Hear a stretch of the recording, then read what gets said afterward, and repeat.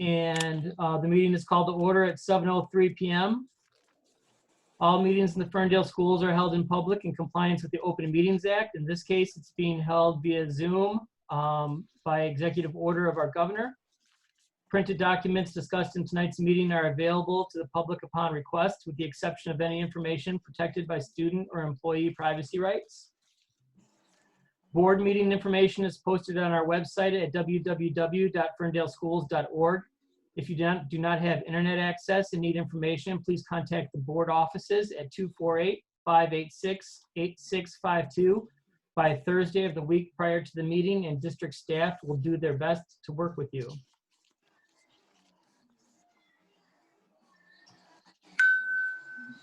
Roll call, Ms. Shepherd. Dookie. Dookie. I'm here. Hart. Here. Ibrahim. Ibrahim.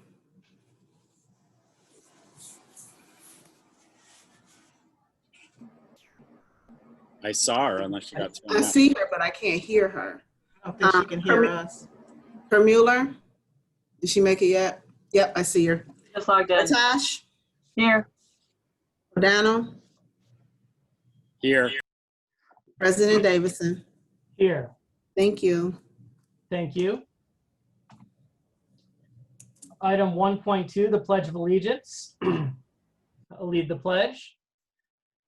I pledge allegiance to the flag of the United States of America and to the republic for which it stands, one nation, under God, indivisible, with liberty and justice for all. Item 1.3, the approval of the agenda. Does anybody have any amendments to the agenda that they would like to make?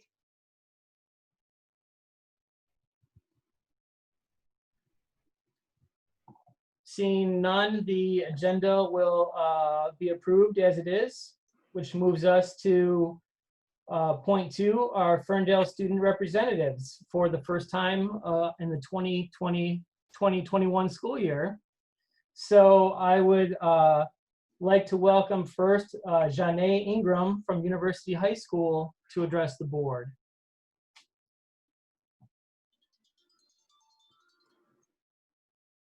Janae, would you like to address the board?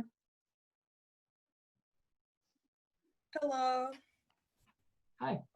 I'm not sure if I was supposed to say anything specific or just.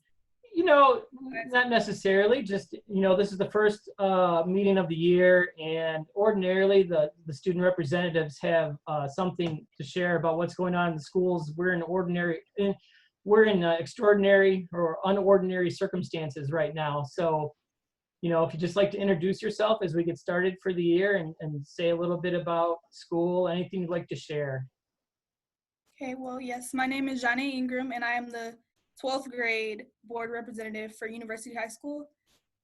Although this isn't really how I expected my year of being the senior executive to go, I am really excited to see how this goes, and I'm glad to be here.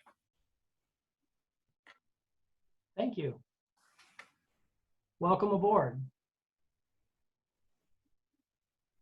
And is Kai Walker here with us from Ferndale High School?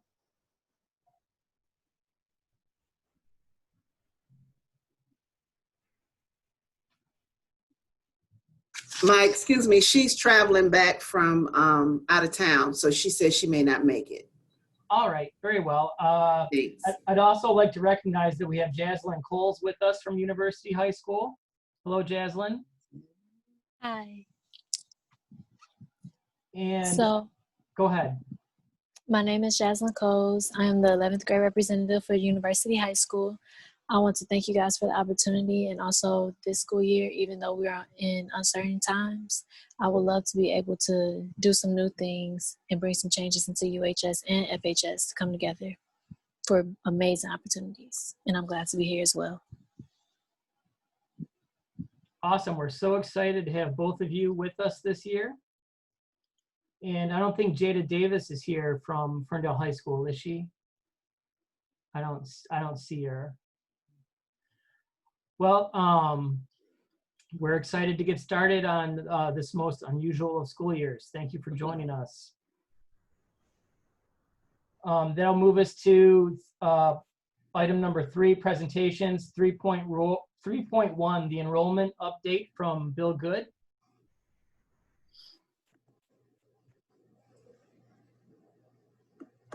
So Bill, I'll pull up the presentation for you and then you can take it from there. Hope everybody's having a good evening. So this is a little bit different than our normal enrollment presentation this time of year. Obviously, given the circumstances, traditionally we have a lot of historical background, comparative information, but unfortunately that all kind of goes out the window when you're in the middle of a pandemic. Nothing really lines up with previous years. So once done, go ahead and start the presentation. We can go through. I did do some comparison to last year.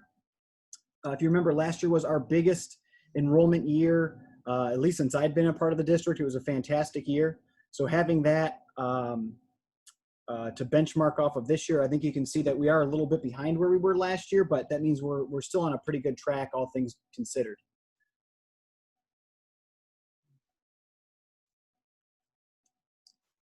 Can you not see my screen? No, all I see is, at least for me, it's frozen on you clicking on the link for the enrollment presentation.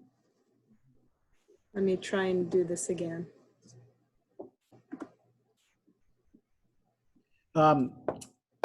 Just so everybody is aware, this past weekend, the Michigan State Senate did pass our school. It had some work on count and funding for next year. So our count will be a blended count of 75% last year and 25% this year. Again, that's significant for us because last year, again, was our best year, at least in the last 6, probably, I'm going to guess, the last decade. So that's very good for us to have 75% of that, because we will come in lower than last year unless something, really out of the ordinary happens. So these numbers are as of last Friday. Again, it includes all completed applications and known drops. The one interesting thing with drops right now is, again, so, we'll get into it a little bit later in the presentation, but we're below last year's level of drops at this time, which was an incredibly low number. So we don't know if, because of the pandemic, more folks are going to be staying with us that would have left. So we're going to, these next couple of weeks are going to be really, really interesting. Also, what's really interesting is we're getting a lot of phone calls from families who are deciding to make a change based on false information that they've heard. So we've been spending a lot of time over the last week circling back with families who call and say, well, we're going to be leaving because you don't offer a virtual option, or we're going to leave because you're forcing my kid to come into the building, or any number of things. So there's a lot of misinformation out there. So we've been trying to clarify that, as well as, again, following up with students and families to make sure everybody's on the same page and understands what we're offering for the first semester. So as you see, lower elementary is in a good spot. We're at 123 that are already just about completed. We have another 50 still in progress. That's going to be a number that's going to fluctuate. Of all the different grade bands and grades that we have, that seems to be the one with the most parents, with some uncertainty about parents who were definitely going to come and then maybe not come. And so there's a lot of uncertainty baked into that number. So like that's one I'm really keeping an eye on. That'll be really interesting. The rest of the grades are really, really solid. Again, if we get those extra 50 kindergarten students, we're going to be above 500 at lower elementary again this year, which would be, again, just an astronomical number. So a very, very strong year so far for lower, as long as those kindergarten numbers stay high. Next slide.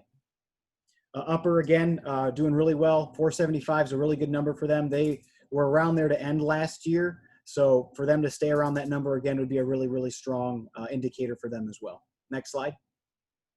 Middle school doing really well. They're a little bit lower than they were last year. They ended the year last year around 520. But you do, most of that drop is you can see we have a smaller 6th grade class coming in. So it's not necessarily that there's a drop in students or students leaving. It's just we had a big 8th grade class leave and a small 6th grade class replacing it. So that kind of leads to a little bit of a drop in overall enrollment in the building. Next slide. High school, again, same thing. We had one of our biggest graduating classes at Ferndale High School, if I'm remembering correctly, last fall. So again, replacing them with a pretty big ninth grade class at 197, but I do believe that the high school senior class that graduated was above 200, if I'm not mistaken. I'd have to go back and look, but again, that's what accounts for that little bit of a dip at Ferndale High School. Next. University High doing really well. They're at 432 right now, fully enrolled. Last year at this time, they had about 440, so they're a little bit behind last year, but again, given the uncertainty with the pandemic, incredibly strong numbers. I mean, there were a couple of years ago, we started the year at 432 and we were pretty happy. So to be at 432 now with still, a couple of weeks before school starting, that's a really, really strong place for UHS to be, especially when you look at their ninth grade classes only at 64. We do have an additional 93 applications pending in ninth grade. Plus we have whatever applies over the next couple of weeks. So I don't see any reason why UHS would not have another really strong enrollment year coming up. So that to me, my two biggest concerns, especially like say due to everything going on in the uncertainty of enrollment, UHS and TCEC were my two biggest concerns, and they both are doing very, very well right now. Next slide. TCEC again, much better than I thought they'd be at this time. I give Carl and his staff a lot of credit. They went through and hand dialed just about every student they've had over the previous couple of years that still had that needed to come back and finish their high school, and they were able to pull a lot of former students back, which is great. So they're actually higher than they were last year at this time. So being at 275, and if you remember, TCEC can enroll because it's an alternative school through just about the beginning of October. So they have the longest enrollment window still to add students. So a really, really good spot for TCEC to be, in the middle of August. Next. Or is that the last one here? Yeah. So it's going to be a really fascinating year. Typically I would give some sort of estimate of where I think we're going to be. I just don't know. And I wouldn't even want to, I wouldn't even hazard a guess this year because there's just simply too many factors right now. Again, we don't know what our drops are going to be. They look good right now, but I could definitely see a scenario where we have a number of drops that we just don't know about, especially because a lot of the other school districts don't have their enrollment staff in the building as much as we have. And so there could be some lag there as far as processing drops. It could also be that parents haven't still decided what they're going to do yet in the fall. And so that could lead into some late drops as well. But we are trending very low with our drops, but I don't know. Again, with so much uncertainty going on, I wouldn't want to venture a guess as to where we're going to be. What I will say is I do think we'll be very close to our budgeted number. And the state did do us a big favor by making it a 75% fall funding based off of last year's count, especially because it was a huge year for us last year. So that takes a lot of the pressure off of enrollment and where we're at with the uncertainty. So I'm happy to answer any questions that you have. Yeah, this is, sorry, I forgot the slide was in there. So these are our summer drops. So you can see, 2015, where we were to where we are now. So, and even 2019 at this point, we were a little more than 50. So I'm confident that that's definitely kind of an inverse scale of what the reputation of our district has done. And that's the reason why we have so many, so fewer drops. But again, just with the unknown with the pandemic, it's just really hard to tell if that's going to hold. I hope it does. And there's definitely a scenario where it could, but we just don't know that with any kind of certainty. Questions? Yeah, Bill? Yeah. Did you get any feedback from people about the learning labs? Did that sway them from dropping maybe? I can't attribute any specific drop to or saving that from the learning labs, but what I can definitely tell you is there are a number of people who have it's not hurting us. I'll say that. I mean, without question, it is a huge positive. I have had a number of families that once our learning lab plan came out, reached out and wanted to enroll that weren't eligible, unfortunately, because they reside, our school of choice windows are all closed, except for UHS and TCEC. But it is a very, very popular feature without question. Okay.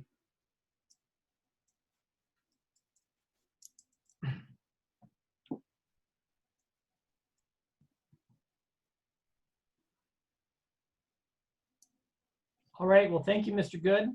Absolutely. Thank you guys very much. Okay. It's good to hear that enrollment is looking good at this stage in the Yeah. game. That'll take us to item 3.2, the return to school virtual learning logistics report from Johanna Marakna.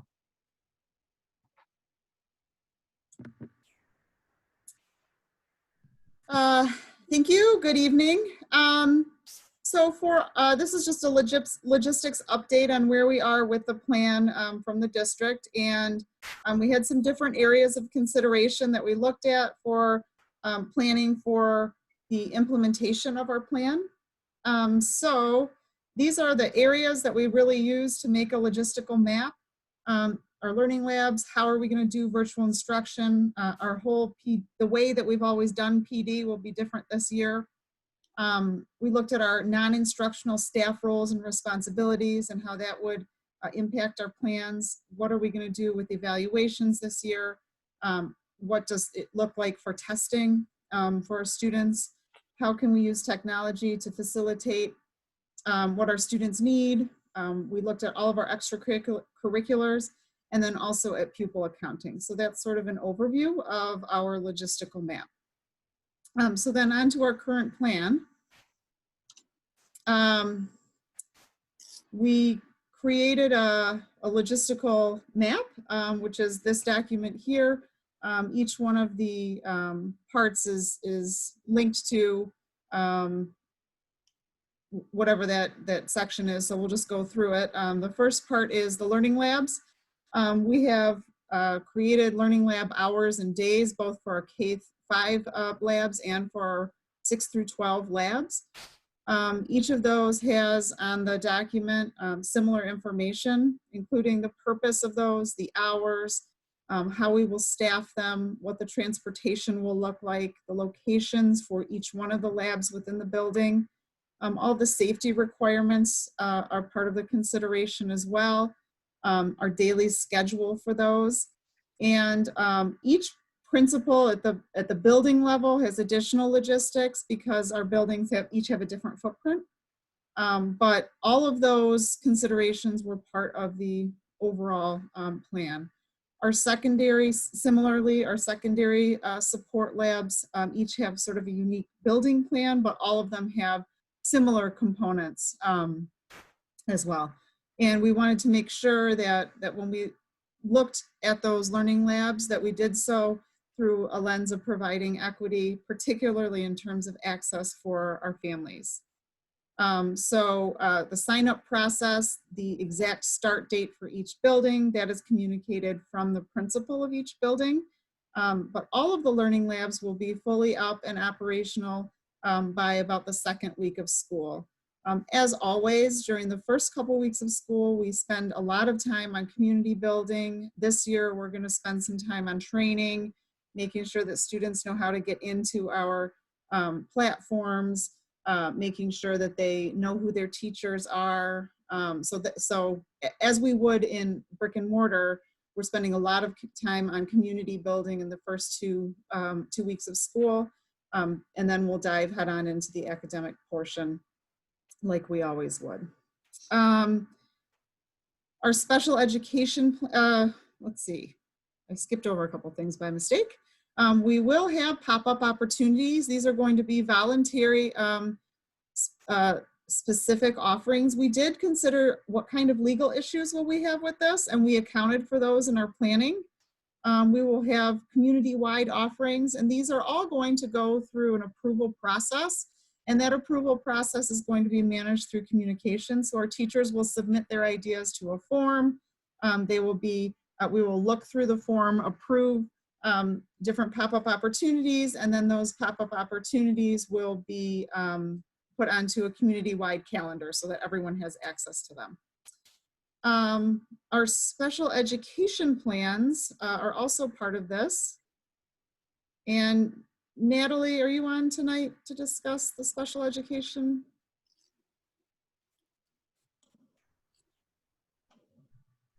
I am. Great. Johanna, what part do you have up? Danya just has the sort of beginning of the document up, just the overview, the early on and early interventions portion. Okay. Is there a specific part you'd like me to go to? It's the in-person instructional plan. Did you want me to share like the overview or outline Yep. of services? Yeah. Yep, just the Okay. overview. Yeah, if you just scroll down. So the special education instructional time is individually determined based on student needs. However, there's a broad schedule which now has been shared out with parents, and we're holding also a parent town hall tomorrow evening to further talk about any parent questions. But the schedules, our early childhood special education program will be coming in for 2 half-day sessions per week. For those parents who opt to send their student, we will also offer a virtual component or remote learning component to that, and we will individualize that based on the needs of the parents and the families. At the elementary level, there are 2 different types of programming. One is for our students who participate in resource programs. That would be Mrs. Golding and our new teacher, Mrs. Crossman, who is taking over some of the caseload from Mrs. Bresson from last year, as well as Mrs. Bruner, who is taking Mrs. Adamson's spot. Mrs. Adamson retired at the end of last school year. We have a new teacher, Ms. Fox, and Mrs. Morantes is continuing as a resource teacher. Those teachers' programs will be meeting 2 mornings per week. And again, that instructional time is really individualized based on the need of each student. So right now, most of our special ed teachers have been back to work early. They've been reviewing student IEPs, and they've been reaching out to families to begin to do that planning on an individual basis for students. So the times that are mapped out are the times when the teachers will be on site, and then they will individualize their instructional time within those time periods. So a student may need instruction for 2 full mornings a week, or some students might need an hour or 2 to focus on a certain academic area and get that support and specialized instruction. So those are the specifics that they're working on. Also at our elementary self-contained programs are for students who have more significant disabilities, who spend most of their school day and week within a special education program or setting. Those students will be coming for 2 days on Tuesdays and Thursdays for a 5.5-hour day each. So that would equal 11 hours of in-person instruction. And then at the secondary level, it looks pretty similar. To avoid conflicts with the synchronous secondary schedule, the resource time is earlier in the morning. It's from 8 until about 9:45. So students can attend. That is, again, based on need and determined by the IEP team and the teacher, and along with parent input.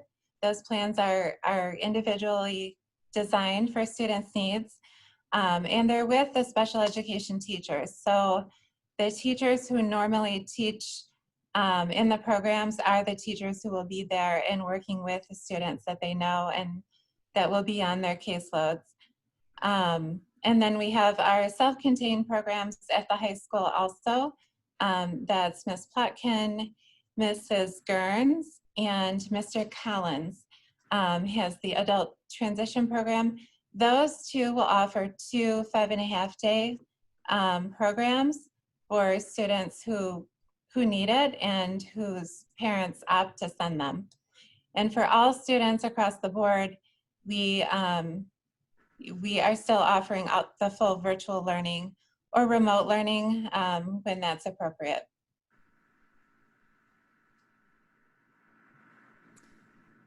Okay, thank you. We have also worked with staffing. We've worked with each one of our represented groups in Ferndale. HR has also coordinated with each building for who will be staffing each part of the Learning Lab, who will be staffing our virtual instructional pieces, all of the logistics that go into who will be where at what time has also been part of our plan. We have developed new bus plans and bus routes for our learning labs through transportation. We have looked at food service. We are going to be offering bagged food so that we don't run into social distancing issues, but so that everybody still gets their food. And we are still looking over if we are going to use a paper sign-in for that, or if we're going to use an iPad for logging the meals. And there are some pros and cons to each of them that we haven't quite worked through, but we're close. We've looked at how we will clean and sanitize. We've looked at how each building will have a sign up for their labs.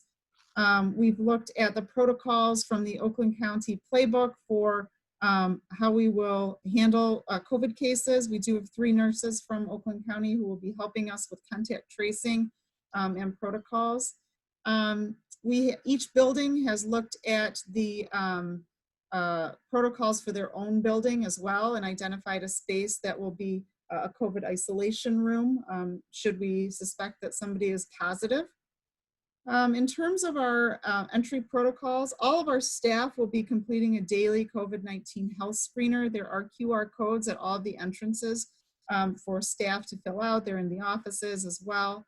And then student temperature checks will be done at each building as well. We've looked at our food service.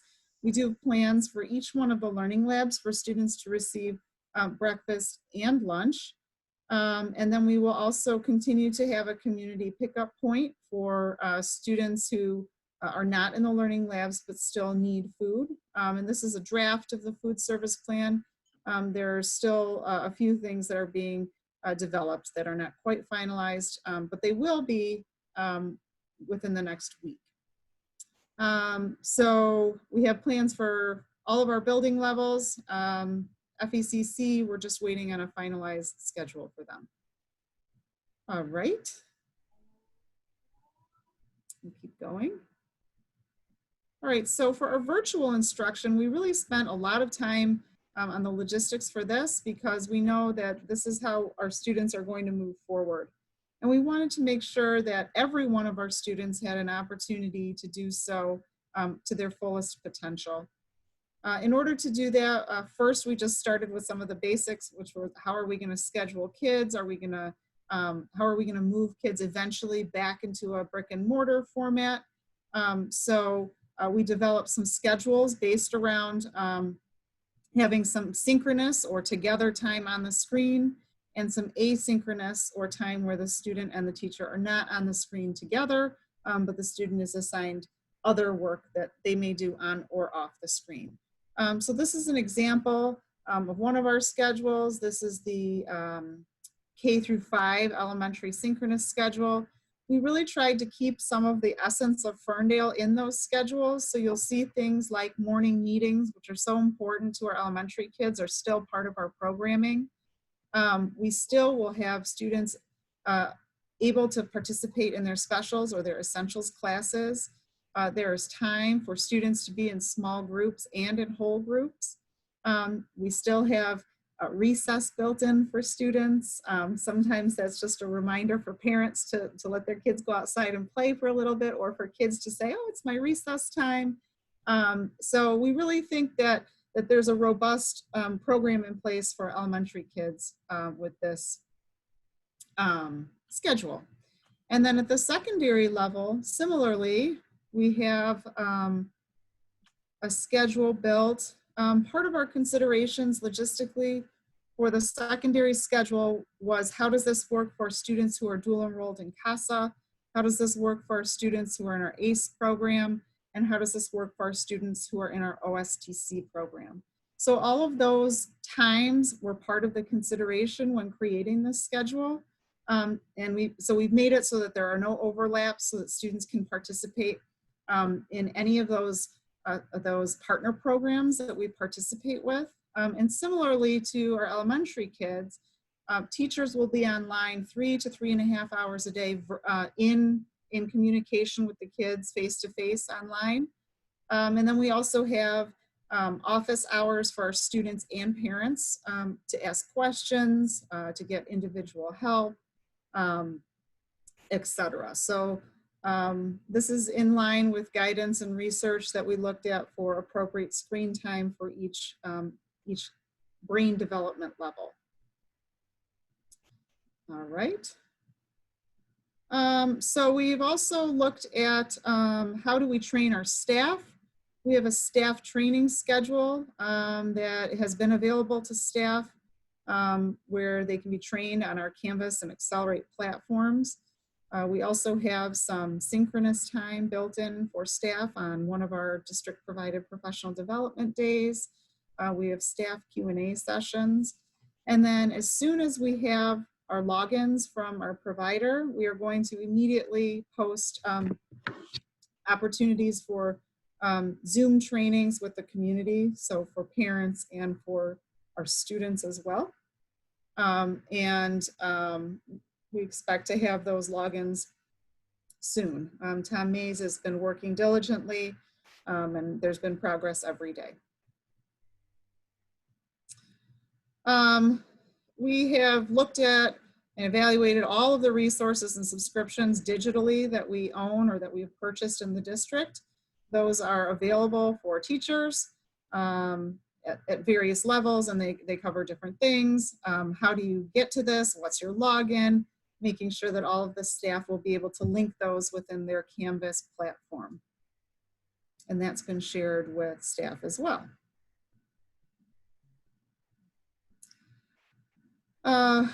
As part of our planning, we looked at the rostering process and what that will look like.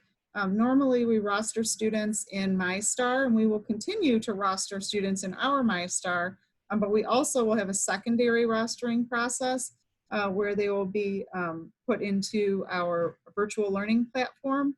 So that's been a logistical puzzle to put together with Oakland schools and Genesee County ISD as well, who's running our Canvas platform. So that's coming along, and that's part of what we're waiting on for the student logins. But like I said, we do expect those soon.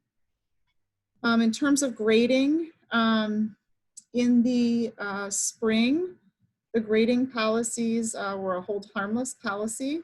But now that we've developed a more robust process for students and provided students with the tech that they need, had time to plan online instruction, we will be grading our students again. So we'll have students who will be logging in, completing work. We'll continue to work with students on an individual level like we always have, making sure that all of our students get what they need individually as we move forward. We've also looked at our virtual attendance policy and our code of conduct, and we've made some adjustments to those. Our attendance policy doesn't transfer exactly into virtual, so we will be doing some two-way communication that's required. It's similar to how we take attendance for online TCEC program, and that's how pupil accounting works for students who are not in the building every day. So we'll do some training for the staff with that to make sure that students are counted appropriately. We have also had some discussions on what virtual restorative practices will look like and what discipline will look like. Even though we hate the word discipline, what we mean is how can we help students when they're experiencing difficulty? So we have some processes in place for that. Our restorative practice coaches will be available.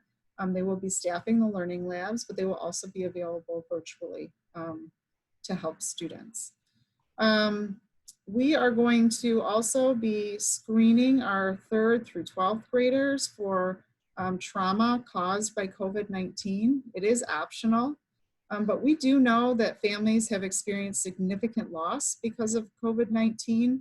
and it's not always obvious on the surface which students have experienced that loss. So we want to be able to really differentiate our resources and make sure that the resources, our counseling resources and our school social work resources go to the students who need it the most.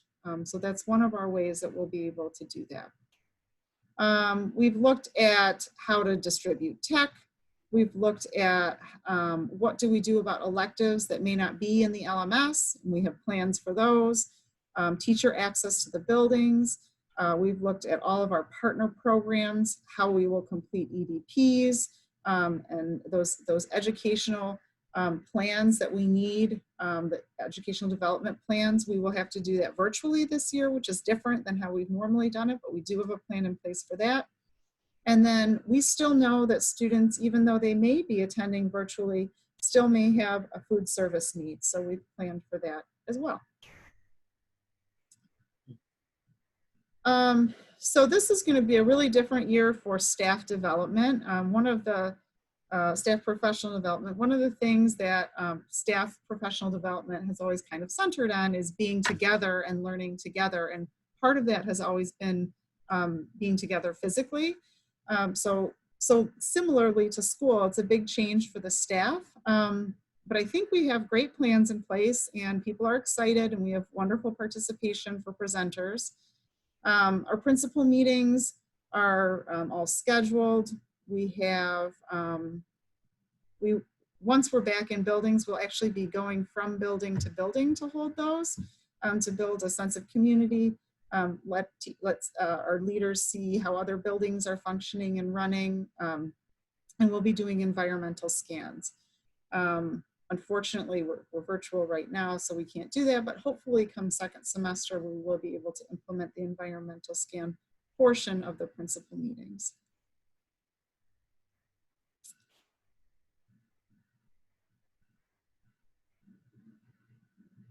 Back to the other one, Danya. The O1 return to learn.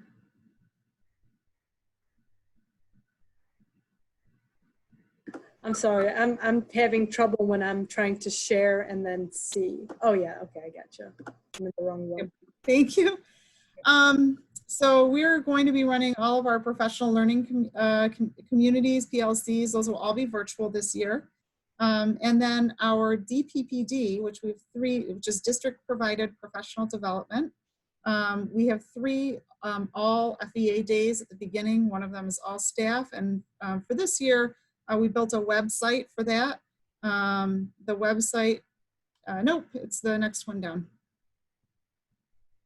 Yeah, that's it. So the website is an internal only website. This will allow all of our staff to go, if they click on any day of DPPD, for example, if you click on the 25th, this is what is happening for the day. We have our speaker panel in the morning. In the afternoon, if you go down to, for example, session 2, the staff will be able to click and see all of the different options that we have available for district provided professional development.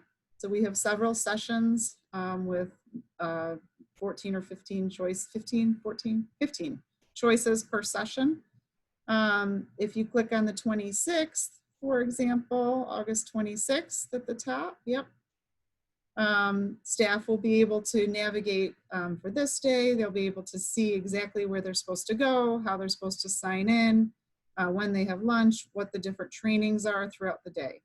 Our new teacher PD is also housed on here, the links to get in, and the links for our ILT PD is also housed on the same website. So this website will really serve to help us navigate and that everybody is going from one central point. So we think that'll be easy to navigate for our staff. This year, we also have our AC retreat, the Administrative Council. It's happening today and tomorrow. We are going to provide that two-way communication training. We are providing tech support, and we will be providing the virtual sign-in process for the single form use for staff and students. We have spent a lot of time looking at what staff roles and responsibilities look like for our non-instructional staff. And for each group, we've developed some different guidelines for what each group will be doing, because some of those jobs just look different when we're in a virtual world. So that we've looked for parapros, secretaries, our UAW, our EDGE staff, our bus drivers. Every one of our groups we've looked at, and we've come up with some guidelines and expectations for each one of those that will support learning for all of our students.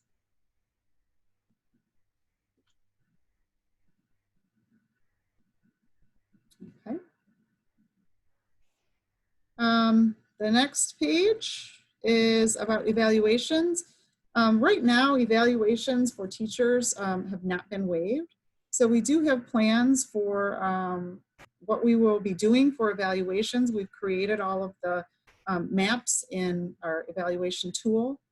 And we are reviewing currently, our teachers are on a 3-year on, 1 year off, 1 year on, 1 year off, if they're highly effective schedule.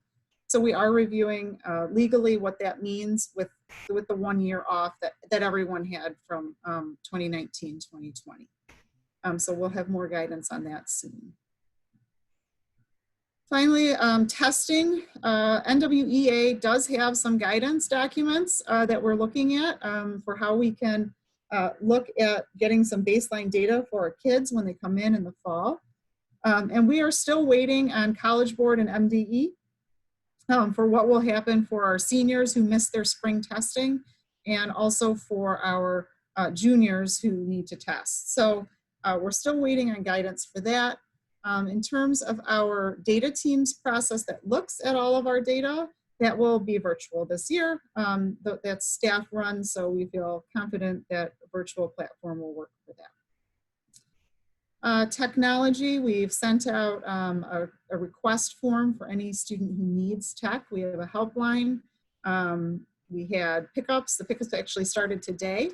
All of those times have been communicated. And then, of course, if there are students who still need tech beyond the pickup points, we'll work with those families individually at the building level. We have a new system for tracking all of our tech that goes out to the community. We're using Follett. Follett is a library system, actually. It's for checking in and out books, but you can really check in and out anything. So all of the Chromebooks are labeled, so we'll be able to troubleshoot and help students because we'll know which Chromebooks they have. Extracurriculars, we are following the MHSAA guidelines. There is no soccer this fall, no football this fall. Our fall sports have been suspended, but Sean Butler continues to really monitor that and provide feedback. In terms of our clubs and organizations, the questions that we asked were, how do we decide what runs and how do we decide what doesn't run? And can we link some of these to pop-up opportunities? So those were sort of our questions that we asked. And where we can convert these to virtual programming, we will. We don't want to take away opportunities from kids. We want to make sure that we give them all the opportunities that we can. And then for outside groups, things like Playworks, we don't know what our budget's going to be yet. Some of those are grant funded. Some of our outside groups are funded through other sources. So we're still working on all of those, but I think we'll have a good idea mid-September on most of those.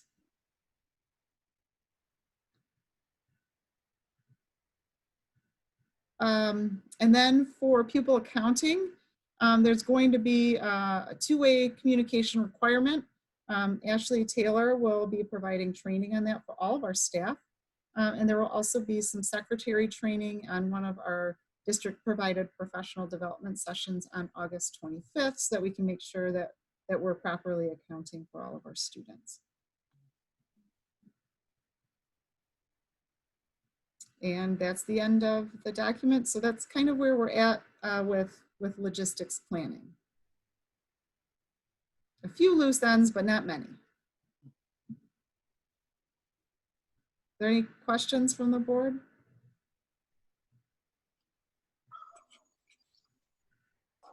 Just not so much a question as a comment, and then that's very comprehensive, and I think you've done a lot in a little bit of time. So I just wanted to express my appreciation to you and the whole team that's been working on this, Johan.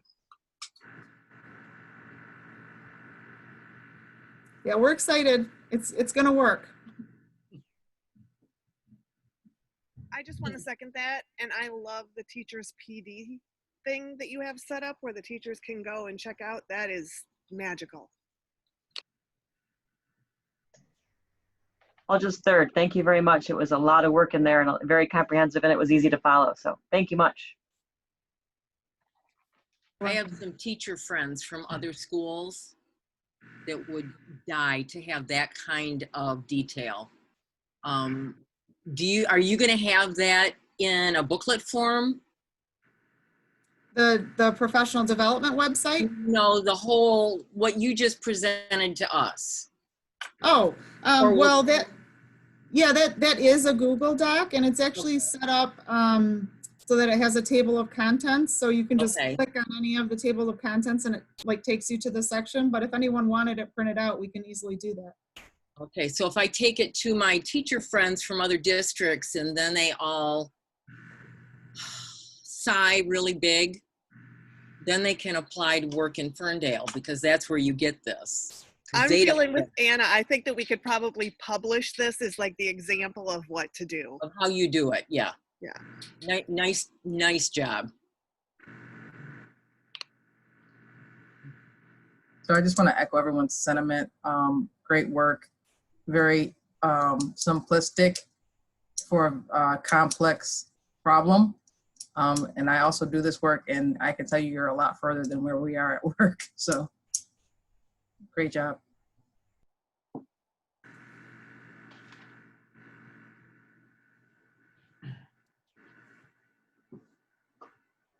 Well, I too, I'm very impressed with all the detail and the clear amount of consideration and all the work that's gone into it. To echo what Nan said, I was that internal website for the district staff for PD at the beginning of the year, I think is really phenomenal. And I was really surprised. So it seems really great and looks really good.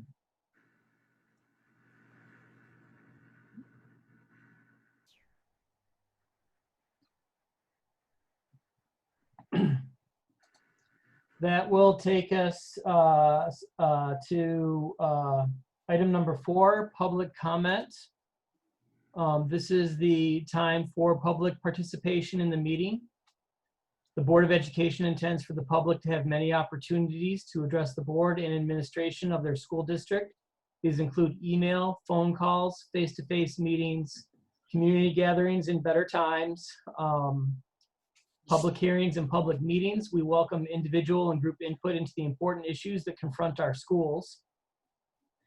As noted at the beginning of the meeting, this is an open meeting of the school board, open to the public. We want to provide fair and impartial guidelines for participation as required by the Open Meetings Act, and to encourage transparency and equal treatment for everyone in attendance. We also recognize that an effective meeting facilitates better decisions and promotes openness by allowing more people to stay for the full length of the meeting. To meet these goals, please note the following. We ask that you identify yourself at the beginning of your comment. If you would like the district to respond, please email Dr. Bazzi's assistant, Kimberly.Shepherd@ferndaleschools.org. Each person will have the opportunity to address the board for up to 3 minutes. Sandra, will you notify people when they're near the end of their time running out?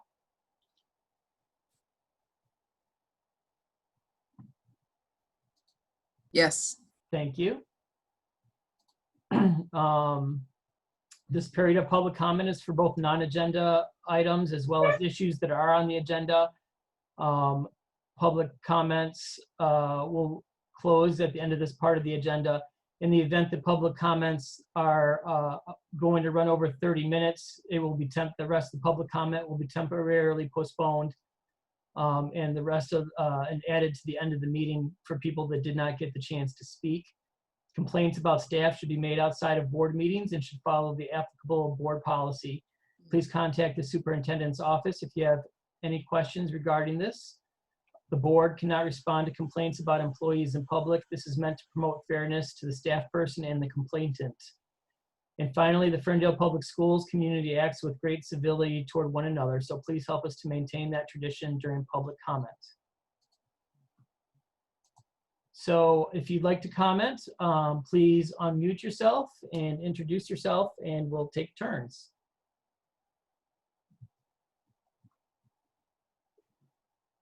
I would like to comment. My name is Erin Molnar. I have a son going into 2nd grade and one who was going into first fives, but we changed our mind to send him back to Little Eagles today. One of the reasons we changed our mind was based on the schedule that was posted for elementary school. And I'm just looking at the schedule that was presented. We don't have details from our teachers yet in terms of how they're going to differ per classroom. But the schedule that was shared or posted to the website and what Johanna shared here, if in a given day a student has their asynchronous learning is online and they're participating in a whole group or a small group, that is 5 hours of screen time in a day for very, very young kids. So I appreciate this is extremely difficult to put these schedules together, but I am very concerned with the amount of time that very young kids are going to be expected to sit in front of a computer with the synchronous and asynchronous combined in a given day. That's all. Thank you, Erin.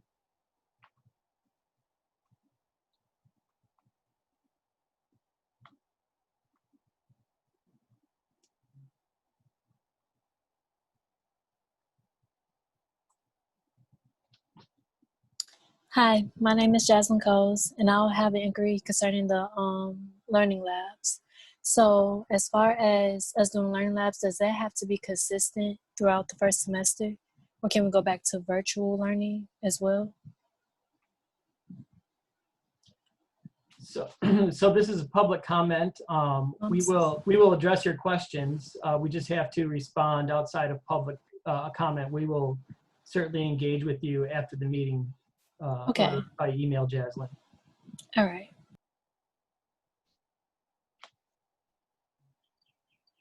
Thank you.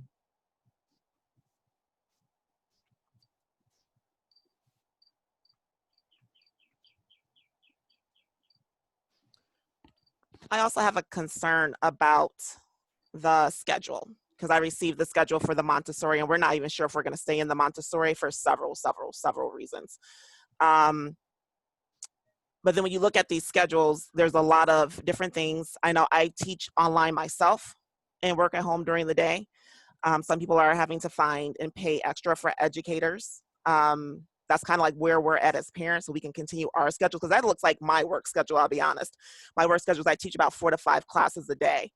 And then there's kind of trying to keep track of them. And initially when this breakdown was being discussed, it was like 2-3 hours here, strictly the core, and then us parents, because we have a lot of parents who have passed around pod groups to get those extra things that have been worked in virtually. So I'm not sure if maybe a survey could go out about the parent pods and about people starting parent pods, and hopefully they'll remain. I've already been informed that some are not remaining diverse, but so that's what kind of like parents were at and what they were looking at. And it's awesome. We have our parent business partners who are like, hey, we got blue blocker glasses. I know, because since my job has changed and I'm online a lot more, I order those for myself. So the schedule, it seems very interesting, but I guess, you know, the consistency of that. And hopefully kids won't be punished for not being online, since we will be grading and taking more attendance and things of that sort. So I'm not sure if maybe they're, with this schedule coming out, how that's going to change for people, how it's going to change for parents.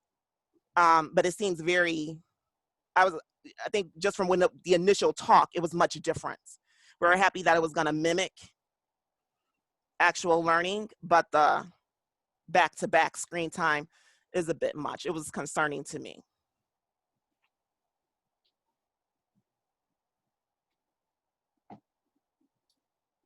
Thank you, Crystal.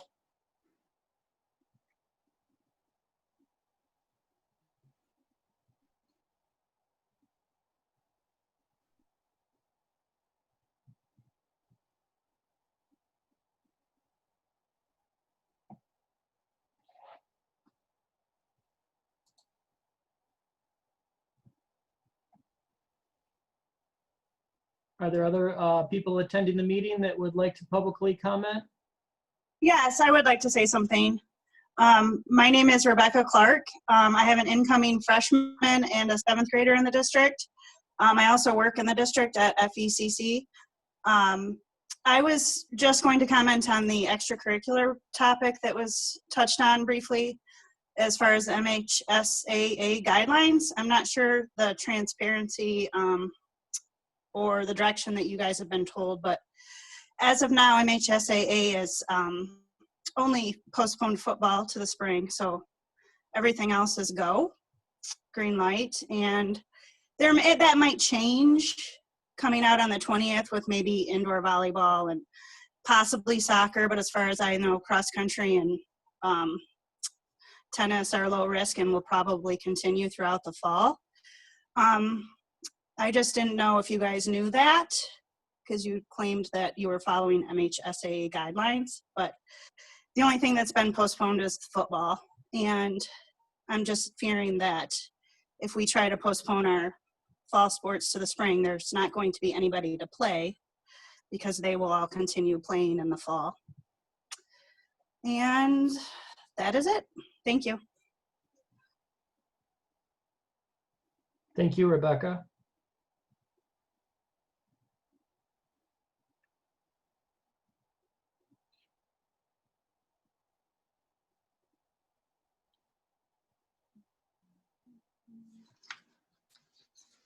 Are there other individuals that would like to publicly comment this evening?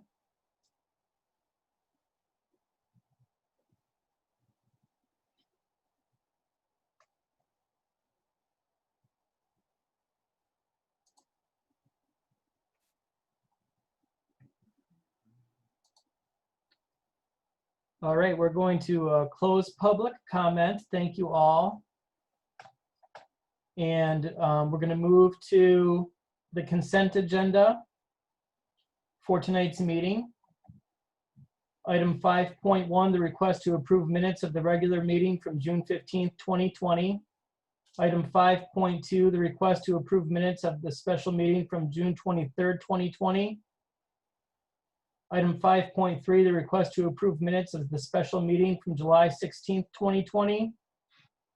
Item 5.4, the request to approve minutes of the special meeting from July 20th, 2020. Item 5.5, the request to approve minutes of the special meeting from July 29th, 2020. Item 5.6, the request to approve minutes of the special meeting from July 30th, 2020. Item 5.7, the request to approve bills and accounts for June and July. And item 5.8, the request to approve resignations and new hires. Do any board members have any items that they would like to pull from the consent agenda?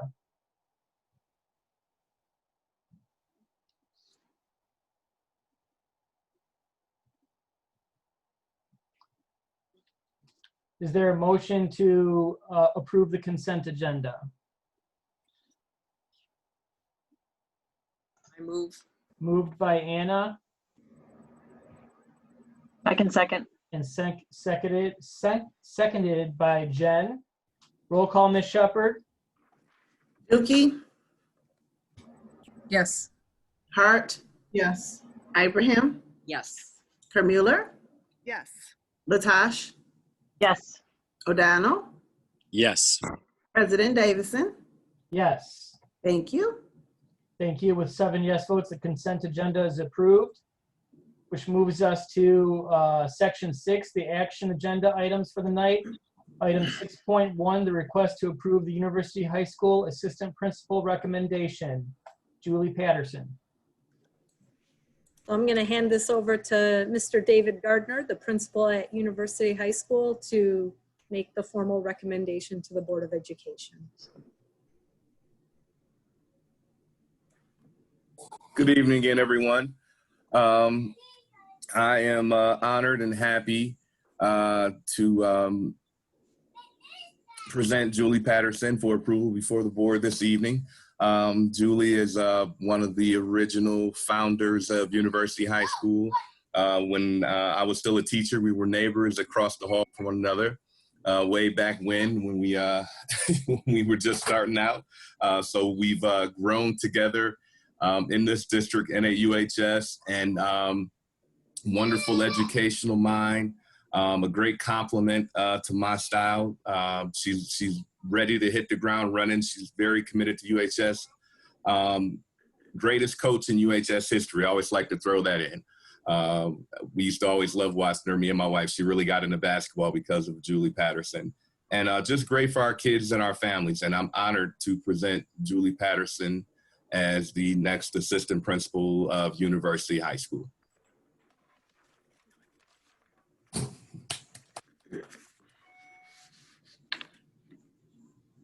Sounds good. Is Julie with us tonight? Yes, with not a great connection, but I'm here. I'm very excited for the opportunity to serve at UHS. I've been there most of my career, and I absolutely love it. So I'm very excited for the opportunity to take this to the next level and keep building on great things with David.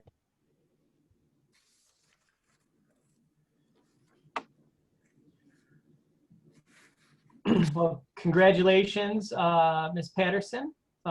We truly admire, respect, and appreciate your commitment to the district, and are excited for the work that you and Mr. Gardner are going to do leading University High School. Is there a motion to? Thank you. You're welcome. A motion to approve the University High School Assistant Principal recommendation, Julie Patterson. I move. Moved by Nan, seconded by I'll second. Jen. Comments or questions? Mike, I just want to say that I'm also excited that Julie's going to be moving up to that assistant principal role. I've long admired the work she does, both during the school day and then with the extracurriculars, and you know, seeing her present awards at the UHS commencement every year. You can really tell that she cares about students, and that's the number one thing.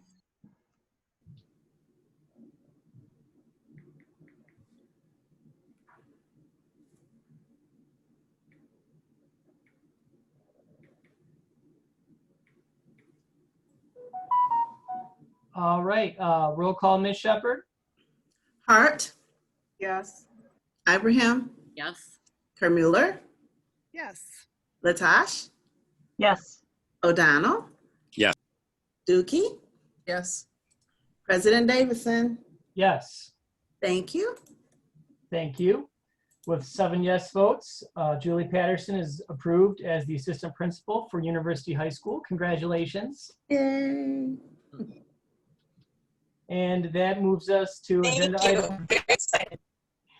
You are welcome.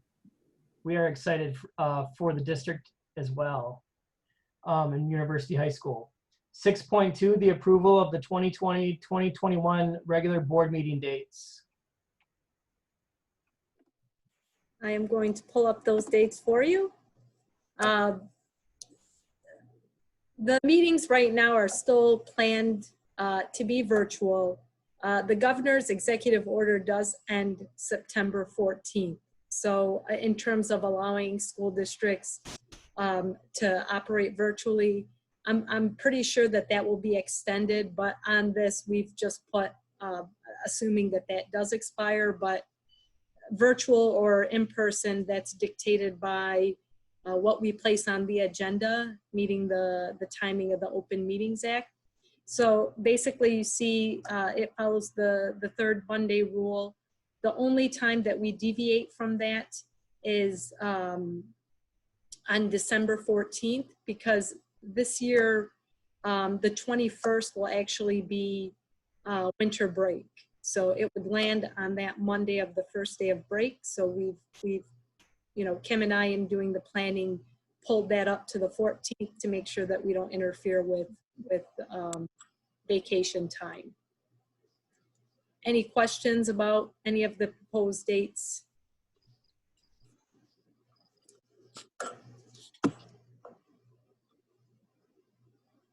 So I have a request. It's sort of related to board meeting dates, but it relates to a question that one of our student reps asked during public comment. And I wondered, since our student representatives, we want them to participate in as much as we can in board deliberations, if we could just address the question of how learning labs will work together with the virtual learning as a special point of out of order sequence. Yeah, no problem. The learning labs, as I understand, and correct me if I'm wrong, Johanna, line up with the in-live teaching so that students have a place for internet, a quiet place to work. So they will be getting the live instruction from the teacher, also known as synchronous instruction. So the lab will pull up with some of that time, and then students will be able to get breakfast and lunch at those times as well. So that's how it's integrating with the learning labs. The pop-up events will be kind of those enrichment activities that we're used to having, you know, already tied into a normal school day. There will be time, though, in the learning labs to ask questions. It depends on who's staffing the learning lab. Unfortunately, at the secondary level, a lot of teachers or staff members are content specific. But certainly we will be able to provide basic support, but the time is meant to overlap with the live instruction. Johanna, I don't know if you wanted to add anything with regards to Jaslyn's question. Yeah, I think just further clarity, the learning labs are not required. Students can get the same synchronous or face-to-face instruction online, whether they are at home or whether they choose to come to school to sit in the learning lab to do that face-to-face instruction over the computer. The idea behind the learning labs is to really provide equitable access for all of our students so that students have access to a reliable internet, food. Sometimes families don't have a place for them to go during the day if parents are working. So we really tried to come up with a system where we didn't have two different modes of instruction that may be inequitable, but we still were able to provide some of the ancillary services that schools provide for students. Jaslyn, does that answer your question? Yes, ma'am. Thank you. Thank you. One other thing to note, I'm sorry, the January date also deviates in celebration of Martin Luther King Jr. Day on the 18th. So again, we've pushed that meeting to the 25th, as many of us within the district participate in various events on that holiday.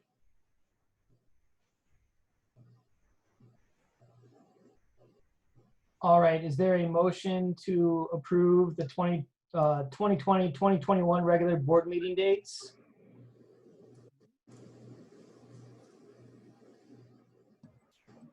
I move. Moved by Jackie and seconded Second. by Sandra. Any other comments or questions? Roll call, Ms. Shepherd. Abraham, Yes. Kermuller, Yes. Latash, Yes. O'Donnell, Yes. Dookie, Yes. Hart, Yes. and President Davison. Yes. Thank you. Thank you. With 7 yes votes, the regular board meeting dates are approved for the 2020-2021 school year.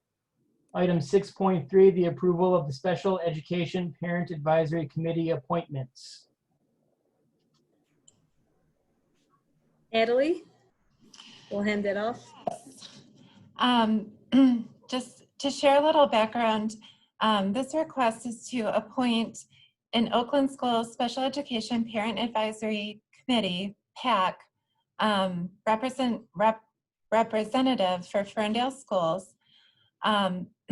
Oakland Schools PAC has representatives in each of the local districts. The parent or family representatives have a child with a disability that attends school in the local district, and they are appointed by the local district as well as the Oakland County School Board, and they serve a 3-year term. Local districts that provide services for more than 100 students who receive special education have 2 PAC representatives. At the current time, Ferndale Schools has one PAC representative in place, Mrs. Lisa Wright. Her term will expire at the end of the 2020-21 school year, and 1 vacancy.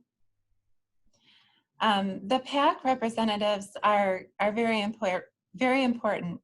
They attend the monthly meetings held at Oakland Schools with the special education department, and they also work collaboratively with the local district department, so with me and the special education department, to ensure that we're communicating and that we're addressing needs within the special education community.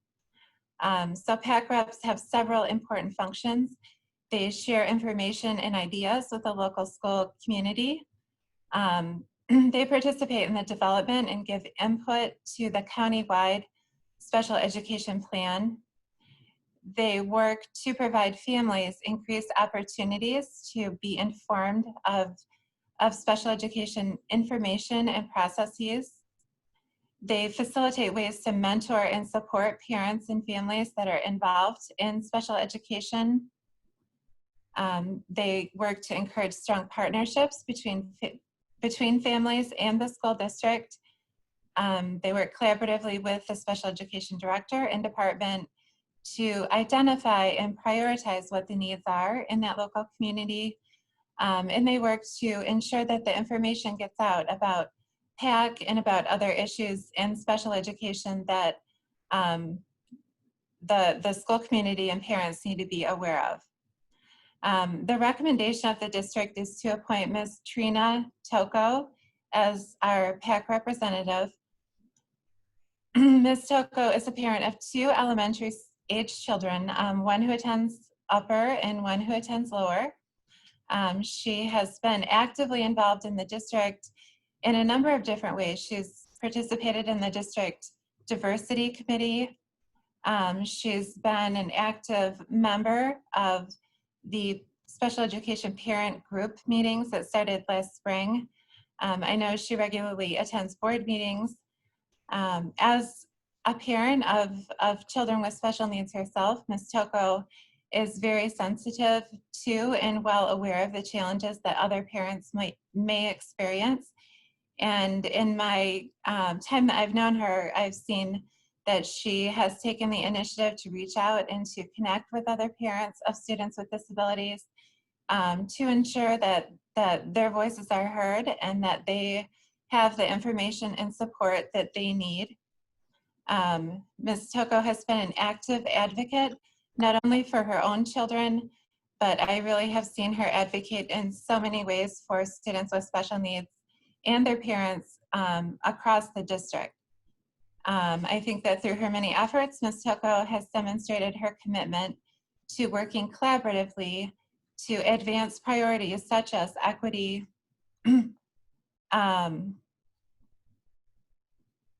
anti-racism efforts, and raising awareness of and prioritizing the needs of students with a disability. So it is my great pleasure, based on my own experiences, based on input from Ferndale, from other Ferndale parents and from school staff members, to recommend Ms. Toko to be appointed as the Oakland Schools Special Education Parent Advisory Committee rep for Ferndale Schools for a 3-year term, which would expire at the end of the 2022-23 school year.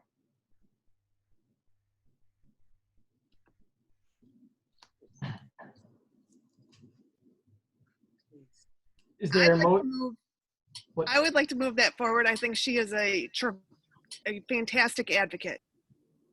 Moved by Nan and seconded by Second. Anna.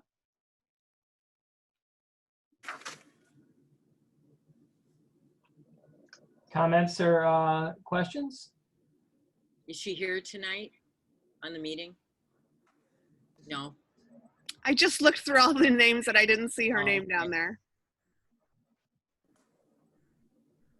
I just want to echo what Nan said about Trina. I think she's an excellent candidate to represent our district in this role. I've known Trina for a few years, and she's very passionate about all of the issues or items that were described about her. And I know that she will definitely keep us abreast of everything that's going on, as well as keep the county informed about what we're doing here in Ferndale.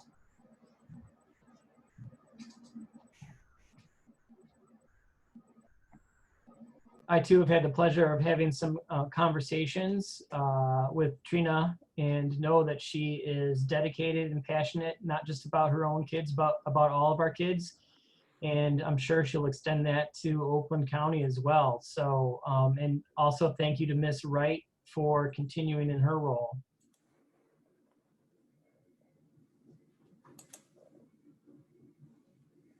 Roll call, Ms. Shepherd. Mueller. Yes. Latash. Yes. O'Donnell. Yes. Dookie. Yes. Hart. Yes. Ibrahim. Yes. President Davison. Yes. Thank you. Thank you. With 7 yes votes, Trina Toko is approved as our Parent Advisory Committee representative for special education in Oakland County. That moves us to agenda item 6.4, the approval of the annual financial resolutions. So Nancy Hoover, our Assistant Superintendent of Finance, will actually take us, and we'll do each one separately, obviously, but she has the next 3 agenda items. So Nancy, we'll give you the floor.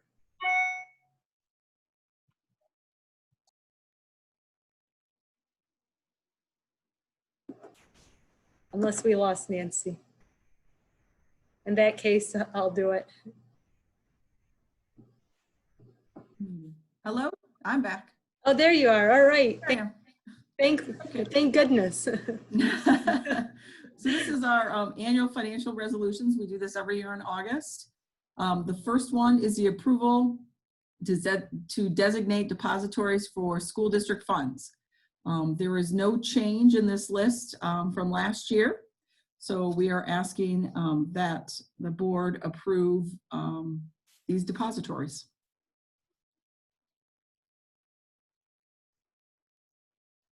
Okay, the next one is the designation of persons authorized to sign checks, contract agreements, and purchase orders. Both myself and Dawn Huntley were asking to be authorized to transfer funds among bank accounts. We're also asking that the superintendent, the assistant superintendent, myself, and the treasurer be allowed to sign the school district checks, and then that I am authorized as a representative of the school district to authorize and transfer funds within the district bank accounts, as well as Dawn Huntley. The next is to establish a fee for the board meeting notices. We're requesting that we waive that fee when individuals asked to be notified of the board meetings. This is the same as last year. We have the appointment of the school elections liaison. We're asking that you appoint Human Resources Director Teresa Volcano. She currently serves in that role. We are asking that you approve the medical facilities for employment physicals. We currently use Michigan Urgent Care. This is the same facility we used in the prior year. We're asking for the approval of board memberships. One to the Michigan Association of School Boards, one to Michigan Middle Cities Education Association, and one to the National School Board Association. The next is our appointment of district legal counsel. We're asking for Troon Law Firm as our general counsel, Dickinson Wright as our bond counsel, and Miller Canfield as bond counsel. Dickinson Wright is the board counsel. Is the board counsel. Yeah. Yes. We corrected that. It's all good. All right, thank you. Not correct on my copy. Okay. And that is it.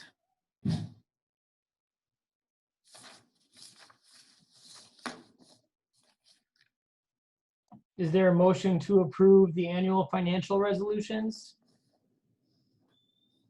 Move. Moved by Jen and seconded by Second. Jim.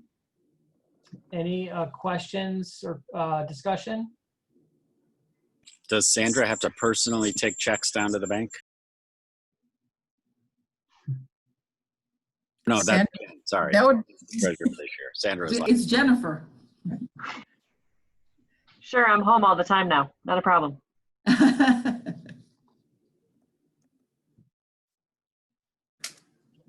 Roll call, Ms. Shepherd.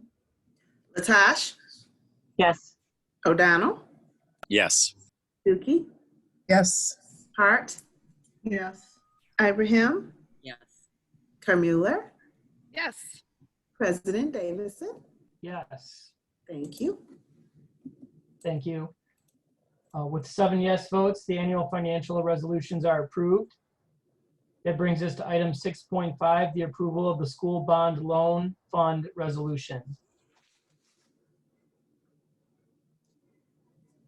Ferndale Schools, we belong to the school bond loan fund.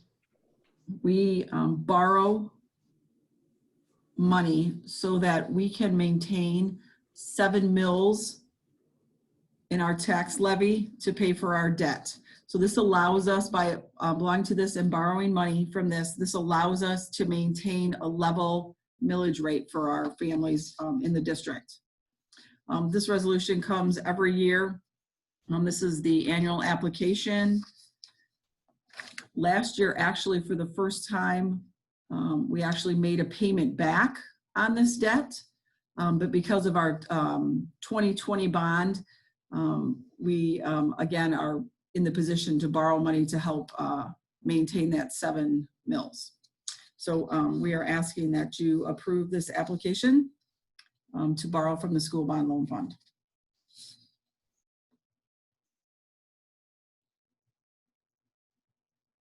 Is there a motion to approve the school bond loan fund resolution?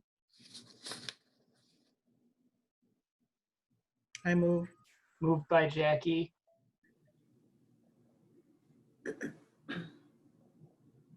Second. and seconded by Sandra. Questions or discussion?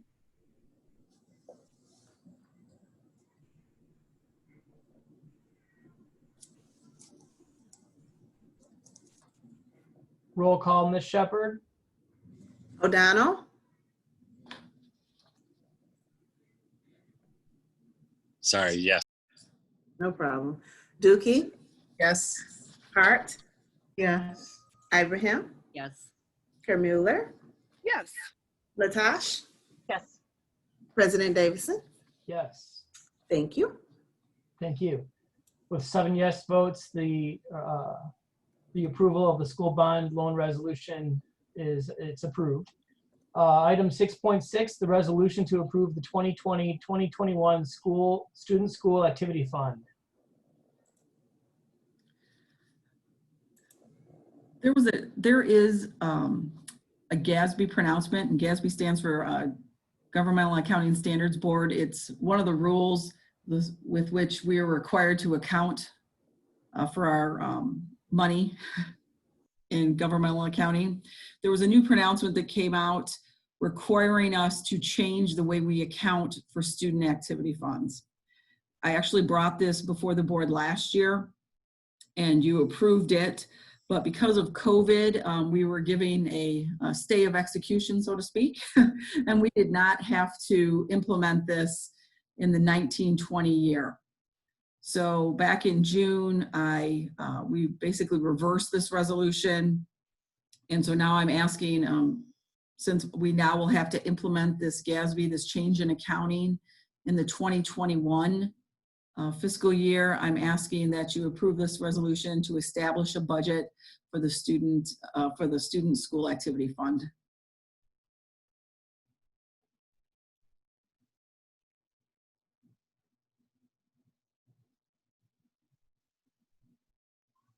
Is there a questions? Please feel free if you have any questions. We'll accept a motion first. Is there a motion to approve the 2020-2021 student school activity fund? So moved. Moved by Nan and seconded by Anna by raise a finger. Second. Questions or discussion?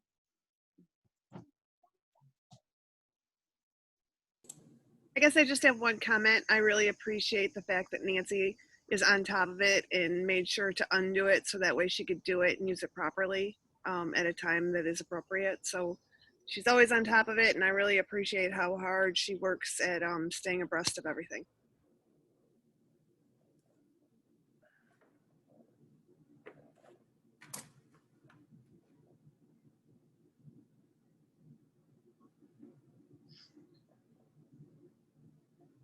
Roll call, Ms. Shepherd. Dookie? Yes. Hart? Yes. Ibrahim? Yes. Kermuller? Yes. Latash? Yes. O'Donnell? Yes. President Davidson? Yes. Thank you.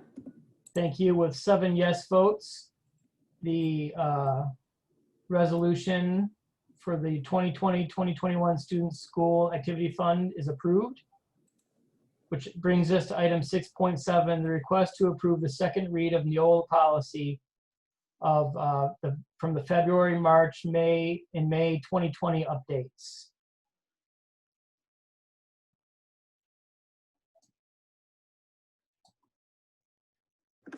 All right, so I apologize in advance. Sorry, I have to get up and move in my office.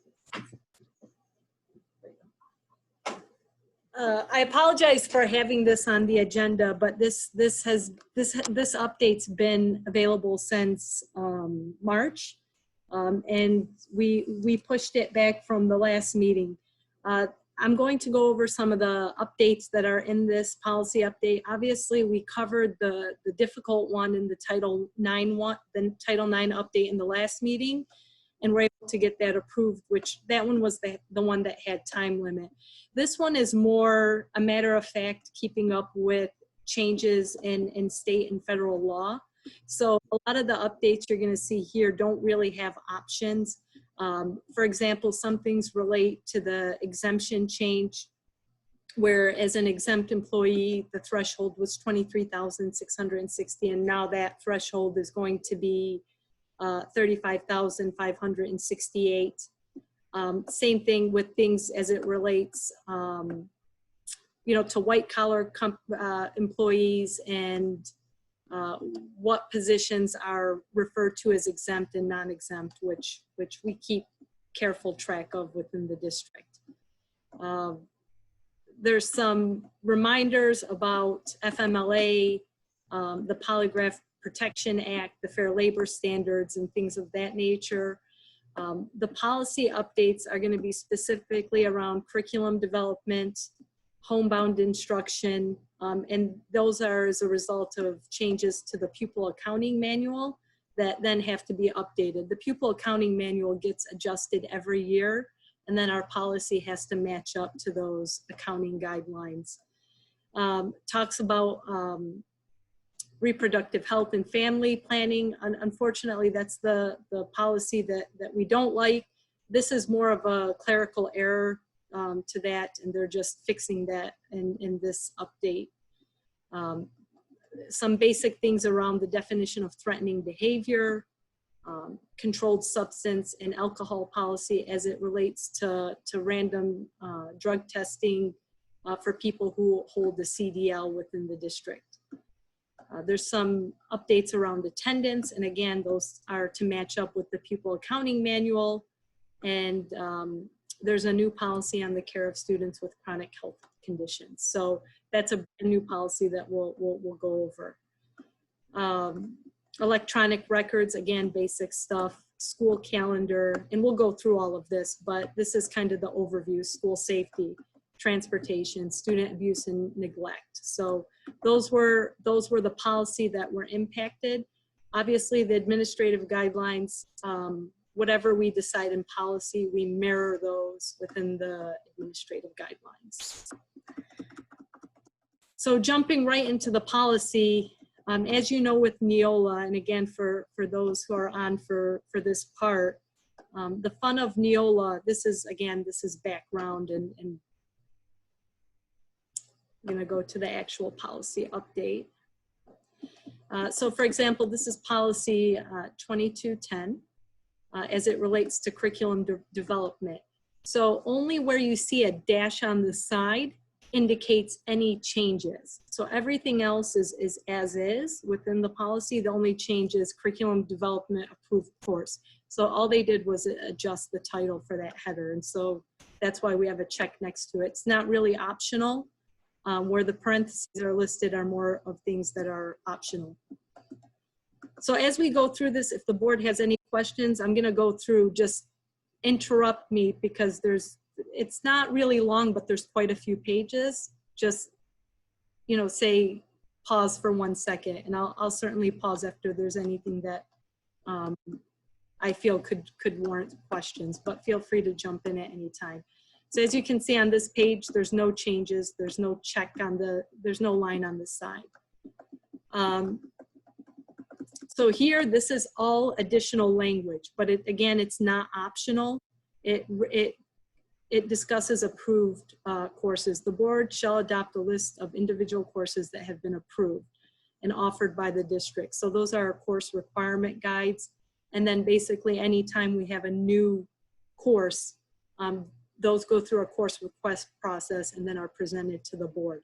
This is just aligning the language to the courses, and that the list shall also include a description of the content of each approved course and documentation. So it's really important that our course request guides and course catalogs are up to date and accurate.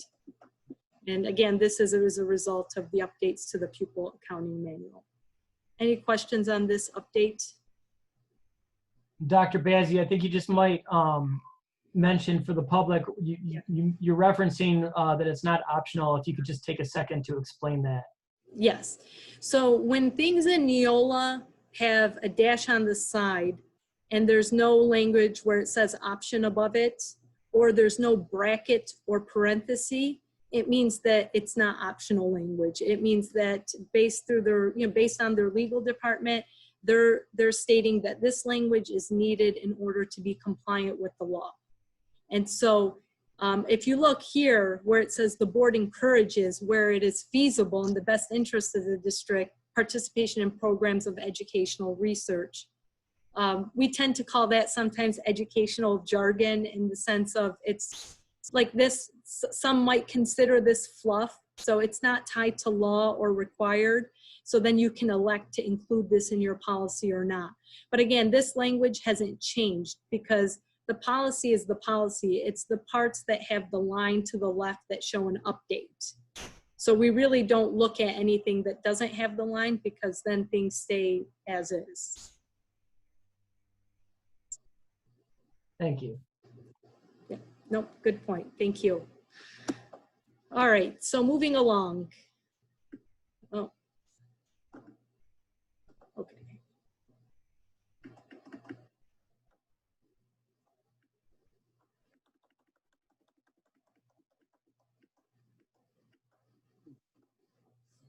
All right, so basically this language within the policy where it says applicants for individual instruction shall be made by a physician or physician's assistant, that language was updated.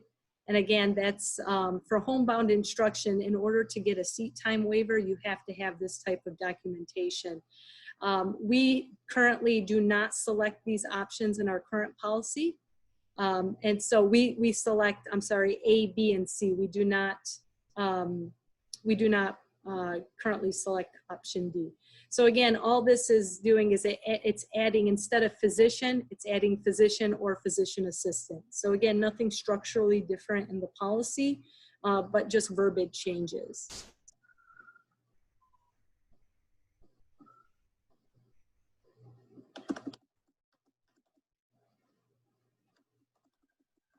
Same thing here, it's just updating what it's referencing in terms of why the change was made and then updating the date. So those are, you know, again, just syntax updates.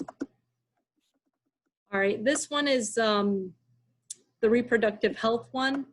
Neola had left this out when we approved this, and it basically is saying or assisting a student in obtaining an abortion. I really wish they hadn't made this mistake, because it seems that this policy keeps coming back under discussion, but unfortunately they forgot that in their previous update, and so they want to make sure that that's corrected this time around. And again, that's just updating the date. That's just to torment us, right? When I sat with Wayne Peters, I said, you're making life really hard on me. And he said, well, you know, we want to make it sure that it's legally compliant. So I apologize for it, but it is what it is. The next one is policy 3361.01 with regards to threatening behavior towards staff members. People had requested that there was more explanation to what threatening behavior constituted, more specificity. So this just gives examples, you know, threats to cause bodily harm, stalking, bullying, threats to damage real or personal property at the workplace, unusual behavior that a reasonable person would consider threatening. So that's just, again, updating language to provide more specificity. All right, moving along. The next one is as it relates to controlled substance and alcohol policy for commercial motor vehicle drivers and other employees who perform safety sensitive functions. They've updated the randomized testing requirement as it relates to people who hold those positions. The recommendation is to go with option 2, based on the district's current policy. Basically, the current thing is after any accident, drivers go in for testing, and we ensure that there was no basis for that. We currently select option 2 as it is, and so the updated language will just follow. So I had selected this, but under our current policy, we currently select option 2. And again, the only change was after any accident, and now they say post-accident. We do include on a random basis, on a follow-up basis.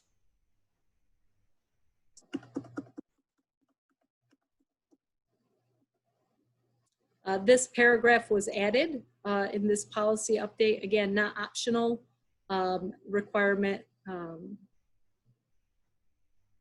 as it relates to people who've had current or prospective violations who have a CDL.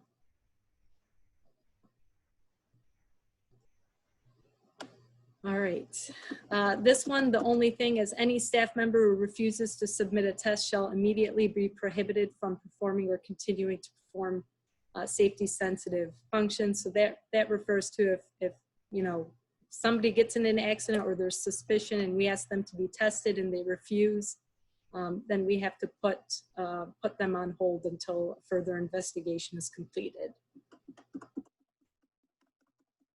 The next two paragraphs, again, were added, but you know, not optional language. And again, this is to be compliant with the law. It refers to the test, you know, including travel time will be paid. So again, if we ask somebody to go be, you know, to go be tested, we have to pay them for that time. We can't ask them to be tested and then not compensate them. So there, all the tests associated with the administration of the alcohol or controlled substance test. This includes any type of test that we require. And then the one caveat is if it tests positive, then we don't have to pay. Again, the next thing is alcohol and drug tests shall be confidential, and tests will be confidential, and HR and myself take that very seriously in ensuring, as well as the transportation supervisor. So if an individual tests positive, they'll be given records and rights to see anything pertaining to their alcohol test. And then if they want anyone else to have it, they have to provide us written requests for that.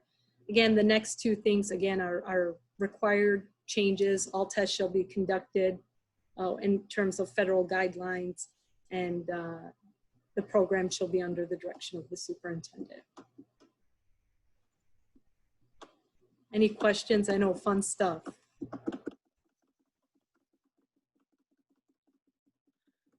All right, so again, there's notification. All of this language is new. And again, not optional to be in compliance with the law. I'll give you guys a second to read through that rather than reading through all of it. And then if there's any questions, we can certainly answer.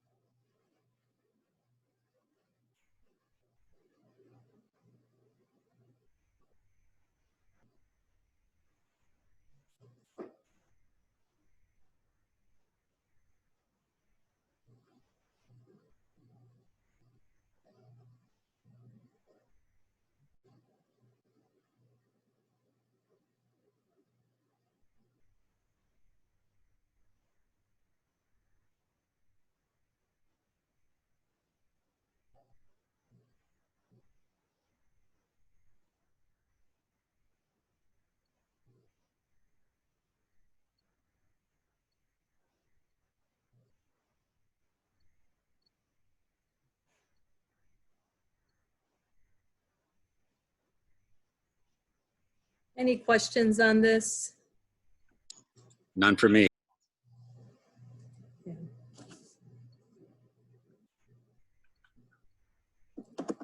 Seems clear. And long. I know, I'm sorry. I know how much you guys love Neola, I know. Again, this is just federal law addressing instead of labeling the number. That's just a semantics change. Same thing with letter L, semantics change, federal law instead of CFR Part 382. This one is an add. Again, non-optional language in terms of you know, obviously unlawful manufacturing, distribution, or possession of a controlled substance. We're prohibited from being at work with any of that in our system. So just again, basic language.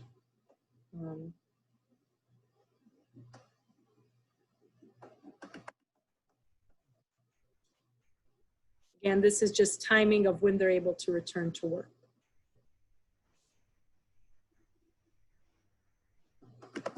And then a date update. All right, this one I had not checked in because I needed to get information from Tom and Johanna, which I was able to secure. A student, this is referring to, it says a student may be considered a full-time equivalent student provided that the student is enrolled in at least blank units of instruction as defined by the state law. That number that we're gonna plug in there is actually going to be 5 units. And the reason for that is students in our early middle college program or our ACE program, when you're a college student, 12 credits, which is generally around 4 classes, is considered full-time, right? So 12 credits at a college is considered full-time. So there are sometimes when kids are in ACE or in early college, and they're taking some classes at the college and they're taking some classes at the high school. So the lowest number that they'll have if they're split is, say they had 2 classes at the college, that would be a half-time, half of an FTE, because they'd have 6 credits, say, roughly, and then they'd be taking 3 classes on site with us. So with the state of Michigan, to still be able to capture the full FTE, we would consider that student a full-time student if they were taking 3 classes with us on site, and then the 2 college classes via the ACE program or the early college program. So I didn't know if, when I had first scanned this through, I was debating if it was 5 or 6. I was able to meet with them, and based on current programming within those programs, it's 5 units of instruction. So that's what I would put in there. And then we would just retreat and not add the optional language as it relates to alternative programs, because we already have that defined and approved through virtual programming with TCEC. There's just no need for that language. Questions on that? Again, it's just allowing us to pull the full FTE by them having technically 5 classes, but with the understanding that 2 college classes holds a little bit of weight. All right, moving along. Again, those are just syntax updates at the end. Oh, this one we would recommend against this. We can add this again at the board's discretion if they so choose. It's an optional one, and in discussing it with Wayne Peters, all of these protections are already covered in ADA 504 IEP and our wellness policy that we currently have. It's just, restating what we already practice within our wellness and ADA and 504.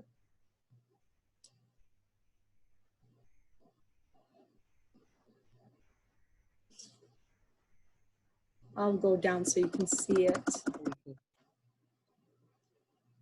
So all of this is covered elsewhere in the policies? Yeah.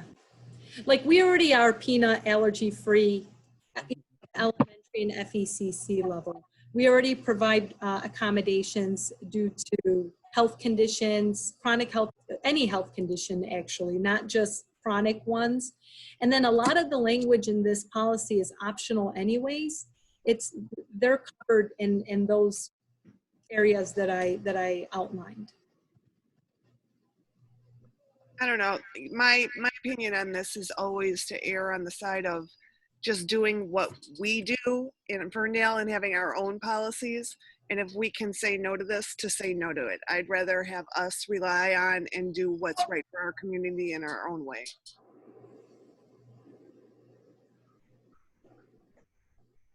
Yeah, I would concur. Our wellness policy that Dina developed a couple years ago as it relates to health and wellness, again, covers a lot of the allergies, asthma, things of that nature.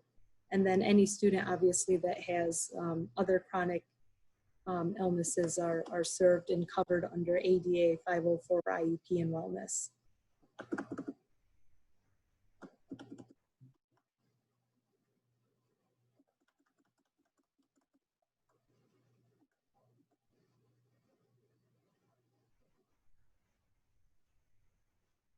As you can see, a lot of the language is optional. It just,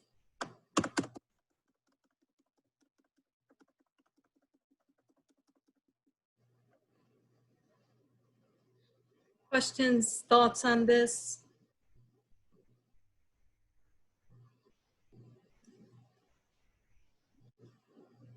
All right. Oh, sorry, go on. I said no. Oh, no, okay, I'm sorry, because when I'm presenting, I can't see you, so I can't read body language because my screen is covered with the presentation mode, so I apologize. I'll try not to mutter. No, you're good. All right, we're almost there, you guys. All right, 87. This policy is 6107 as it relates to accept and distribute electronic records to use electronic signatures. Again, the black bolded lettering is the additions, which is not optional language, and it relates obviously to the Uniform Electronic Transaction Act. And I meant that sarcastically, not obviously, but in terms of following that law, in terms of electronic signatures and how we provide those when completing transactions are in compliance with state law.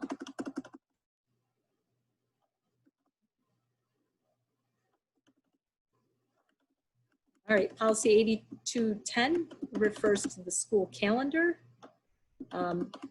And this is hours lost due to strikes by district staff or teacher conference unless approved by qualifying professional development in accordance with the state law. So again, that's just updating with the new pupil accounting. One thing that I want to give a big kudos to Robin, Tom, and Johanna was that all of the district PD that we'll be providing next week, teachers will be eligible to earn sketchies. All of that time was approved, which is a lot of hours. I mean, basically, if a teacher or even myself or administrators earn those hours each year, that will be enough to renew our certification without having to do any other outside work. So getting that approval is not an easy task. They put you through the ringer. So just wanted to say thank you for them for taking care of that, and all of our staff will benefit from that. All right, moving along. No updates on these pages. All right.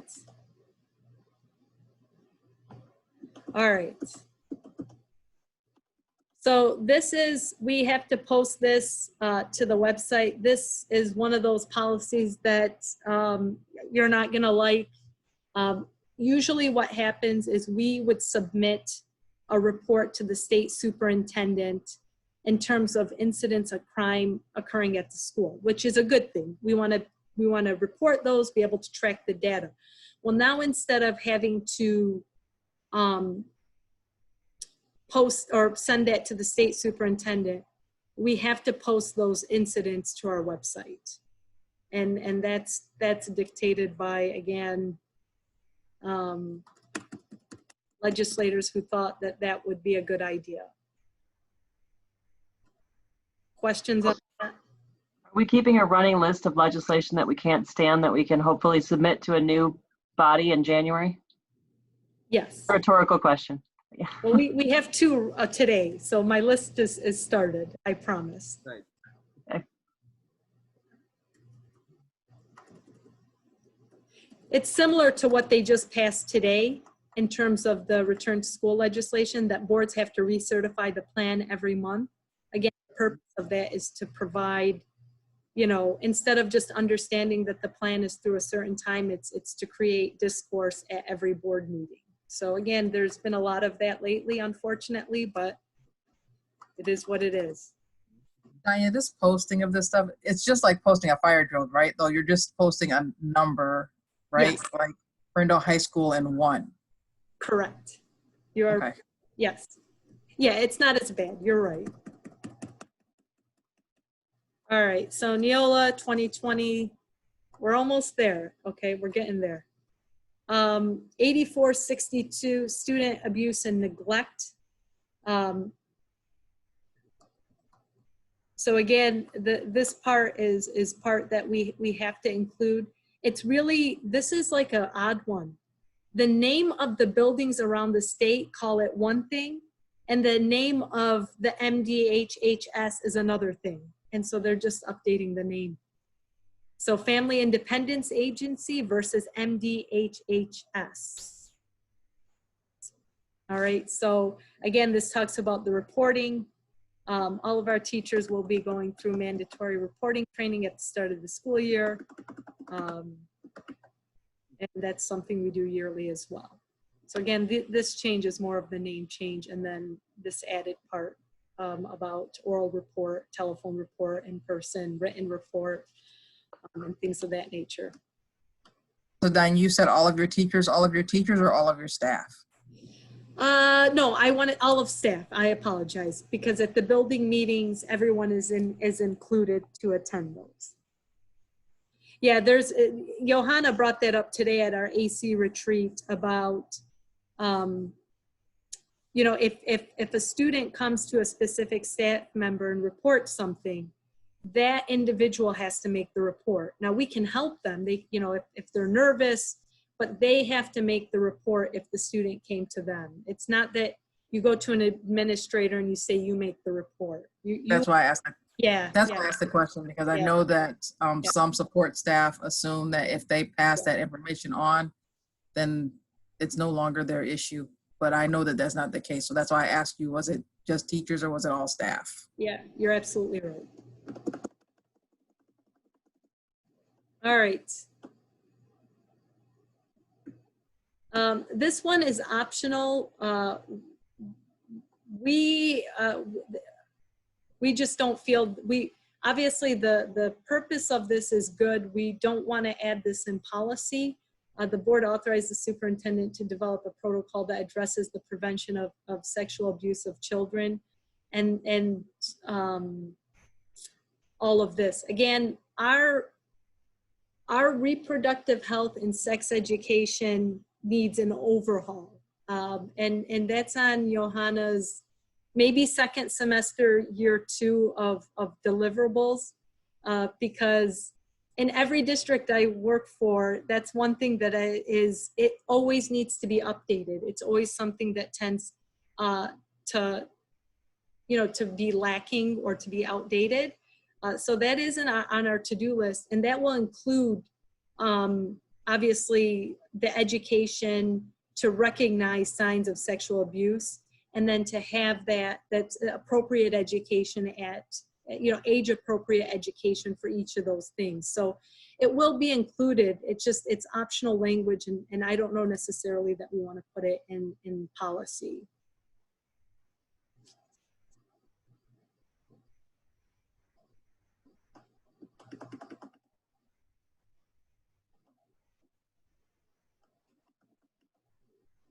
Same thing, this is just a continuation. And then the MCL and Neola 2020. All right, transportation. This is as it relates to homeless and foster care and providing transportation of students outside the district. We do that. We make sure that homeless or foster care students are provided that. These updates will go to Liz and Bill just to make sure that any of the bolded language changes that they are aware of. So again, no optional language. Some things being deleted, some things being added, but doesn't structurally change the policy.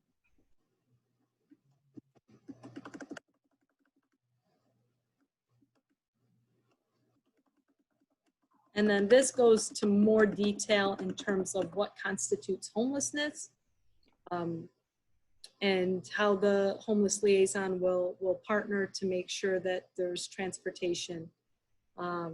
Sometimes inter-district agreements are needed for the cost of transportation. We've used various ways to help students make sure they get to school, whether it be sending a service, gas cards, or busing.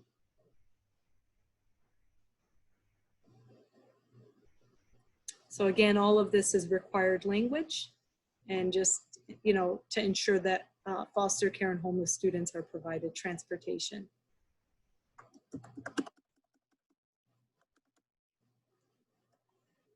All right.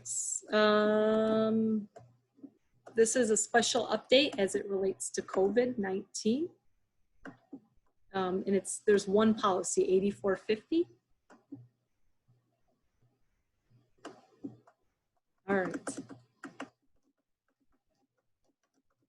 So 8450 is control of communicable diseases. And so it just basically says that the control of the spread of these diseases is essential to the well-being. We just checked all of the different diseases that it includes. Right now, the only one that's currently selected in the policy is the last one. I think it's appropriate to include all of the communicable diseases. I'm not sure why they weren't selected previously, but.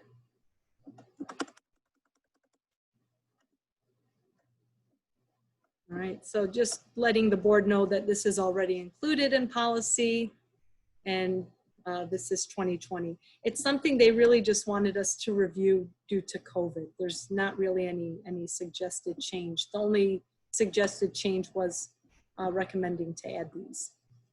They just want us to review it. It's a reissuance. And that takes us through Neola. Yay. I know. Not that I don't love it. You know, some of my favorite times are sitting with Wayne Peters for a couple hours. I'm not gonna lie. He's a nice man. Those are some of my favorite times too, especially when it's you sitting with Wayne Peters. Honestly, he's, you know. Jim, are you sitting in the complete dark? Me? There is a light on, but. Oh, no, I was gonna say, I have half of the lights on to conserve energy in my office, but I'm just trying to save money. All I can see is the shimmer off of Jim's glasses. I'm on the deck. Oh, okay. Is there a motion to approve the second read of Neola policy? I move. Moved by Second. Sandra and seconded by Jim. Any further questions or discussion? Nope. Could you read through that once more, Danya? Hey, listen, I'm impressed it's still a 2-hour, 6-minute meeting with Neola on the agenda. Hi, Chihuahua. Roll call, Ms. Shepherd. Hart, Yes. Ibrahim, Yes. Mueller, Yes. Latosh, Yes. O'Donnell, Yes. Dookie, Yes. President Davison. Yes. Thank you. Thank you. With 7 yes votes, the second read of Neola policy is approved. That brings us to section 7 of the agenda, informational items. Agenda item 7.1. Oh, the introductions of the student board representatives. I guess we sort of covered that earlier. We did. I think Kai joined us. I saw Kai join about halfway through.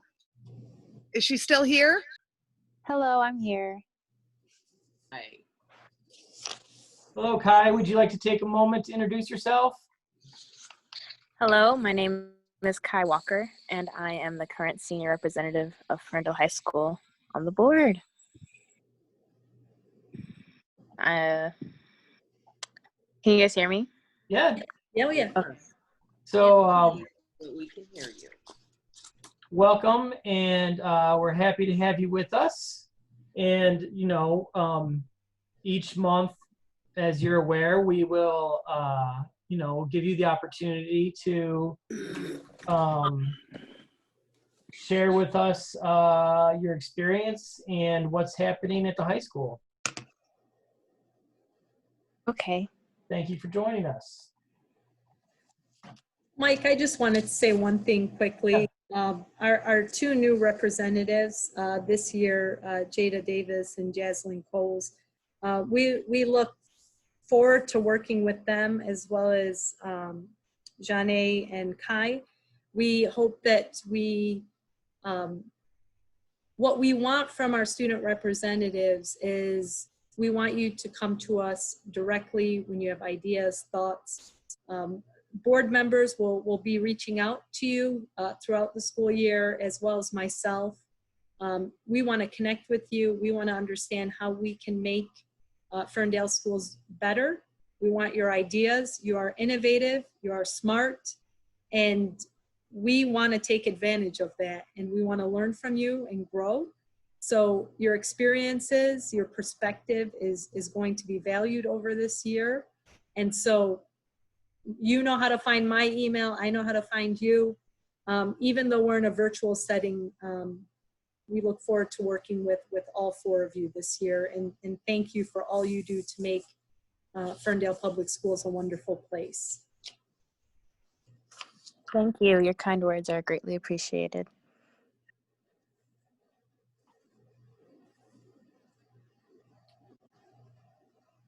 Thank you. Thank you. Thank you. And that brings us to agenda item 7.2, the budget to actual for July 2020. Our favorite report on the board meeting. So again, each month, Nancy Hoover prepares this for us to make sure that our budget is in line. It's a good check and balance. As of July 31st, 2020, we have 97.15% of the budget remaining. At this time last year, we had about 97.51%, which is within a normal variance. And obviously due to COVID, we have been expending a lot of things and preparing for a virtual start in terms of Chromebooks and learning management systems and things of that nature. But again, our budget is well within the range that it was in the previous year. So thank you, Nancy, for preparing that. I have one question. Yes. A request, really. Just wondering how we were going to spend the $350 per student for the COVID-19 funds that was part of the 1920 budget settlement.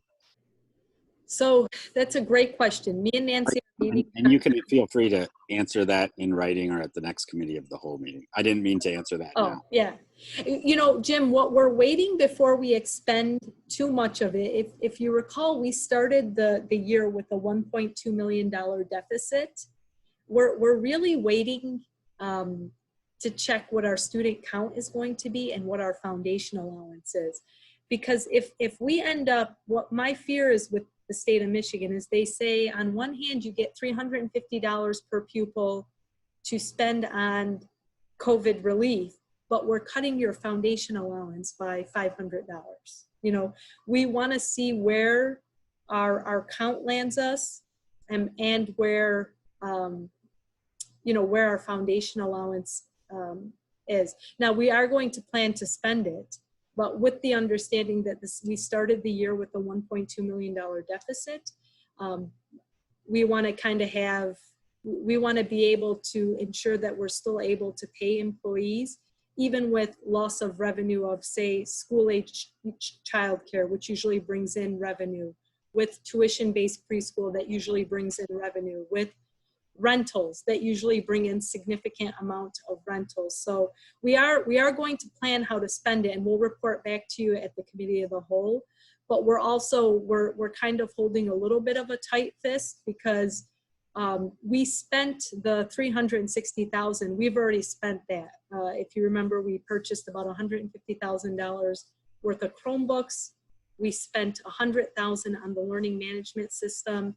And then the rest went to personal protective equipment and cleaning supplies and sanitizer and those types of things. So We have to have kind of a dual path of what would be nice versus what is our budget really going to look like this year.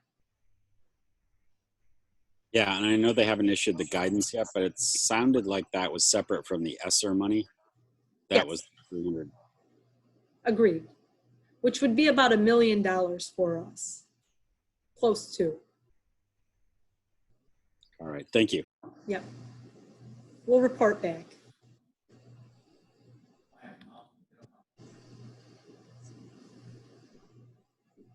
All right. Thank you. Section 8 is the consideration of any pulled consent agenda items. There were none. Section 9, our next special board meeting is a committee of the whole scheduled for Monday, September 14th, 2020. And our next regular board meeting is scheduled for Monday, September 21st, 2020. And that brings us to our Eagles Points of Pride for this evening.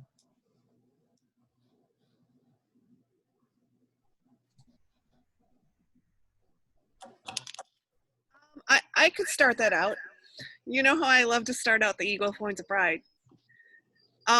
So I just wanted to give a shout out to our entire community and our district right now for like working together and not getting nasty during what has been a really crazy time. I know that we've had differences of opinion and some people think that we should be going in a different way. But I, in the last few weeks, have seen a lot of people really trying to go out of their way by saying, with all due respect, or I want to understand more. And I feel like we are doing a much better job than some of the other districts that I may be participating in. And I just wanted to acknowledge that and really send out my love. Love you guys. And I appreciate everyone. That's it.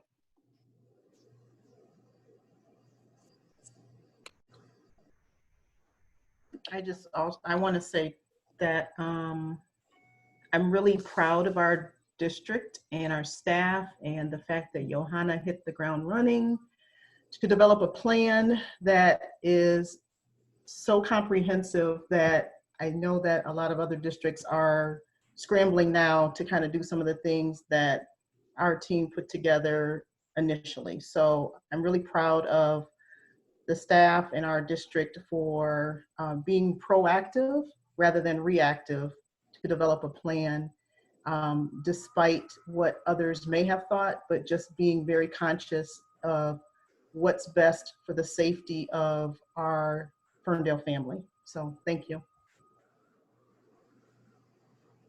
I wanted to comment on and thank the middle school, Mr. Petty, for putting together the meetup that the 6th graders had this past week. I think I saw Lucy in there. Was she there, Mike? She was. Okay, I thought I saw her curly hair. And it was, my grandson wasn't the most vocal child, but he was there. He got to see all of his new classmates. I thought it was a good idea, and to get them introduced to each other, or reintroduced in some cases. So I want to thank them for having done that.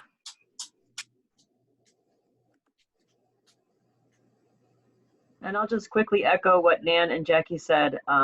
I've for a long time had a lot of pride in our district and our families and our staff and our kids, and I couldn't be more proud than I am right now with how everyone is handling this pandemic and this crisis, the teachers and the staff and the parents, and the amazing kids that are working together with kindness and with respect for each other and respect for different opinions. And it's an amazing thing to see, and I appreciate everyone working so hard to make this a success for the kids. And I wish all of the kids and the staff and the parents good luck when we move into the new school year starting in a couple weeks. So thank you very much to everyone that has a part of our district.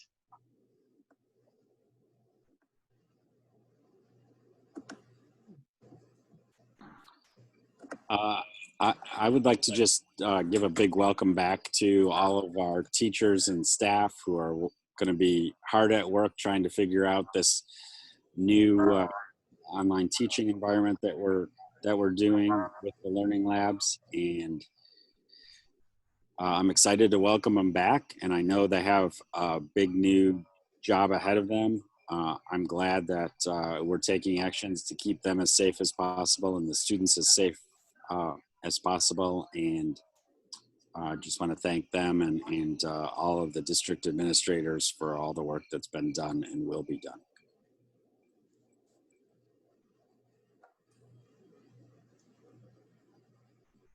I just got a point of pride from Sandra, texted to me because she got kicked off.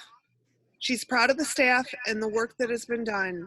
She's feeling very confident in our staff and community to get through this.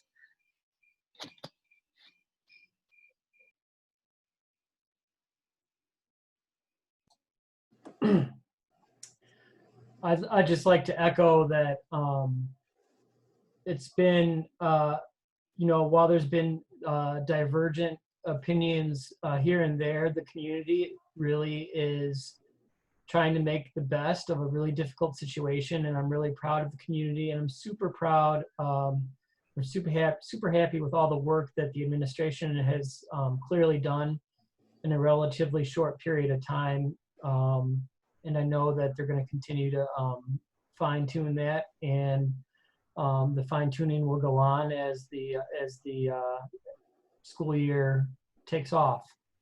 I also just want to mention during our financial resolutions, we approved our membership to the MASB again this year, and I had the good fortune of being able to participate in an MASB training for board presidents this past Saturday, which was slated for the very beginning of the pandemic. So of course that got delayed, but the MASB offers us some good training options, and I was happy to partake.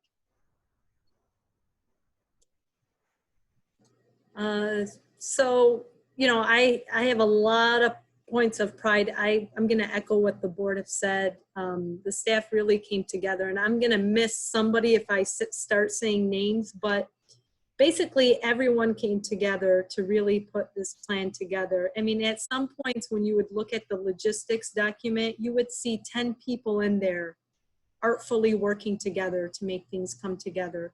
People being accessible, like everybody. This isn't just one person. Being accessible at 10 at night, 11 at night. At one point, Johanna and I were both up like at 3:30, and we noticed we were both in the same document. So people really understand the difficulty with virtual learning and with the process of it.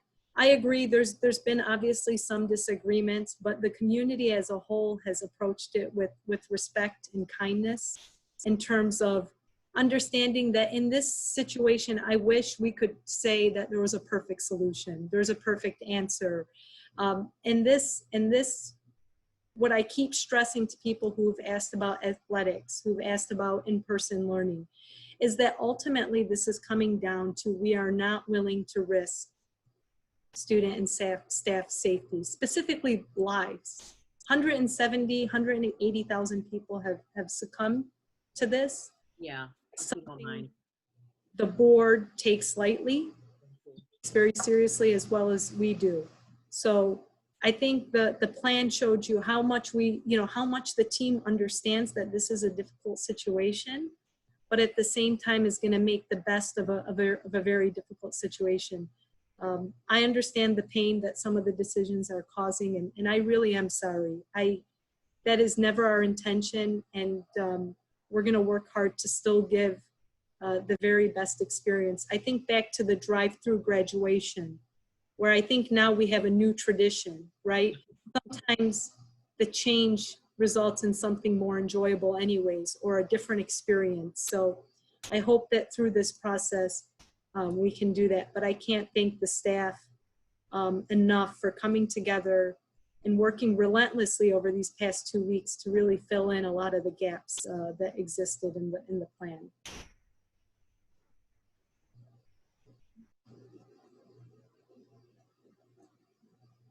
You guys all. I'm never going to get used to this virtual. I really do miss seeing everyone face to face. Yeah. Amen. All right, well, thank you all. Our meeting tonight will be adjourned at 9:23 p.m. Good night. Night, Thanks, night. everyone.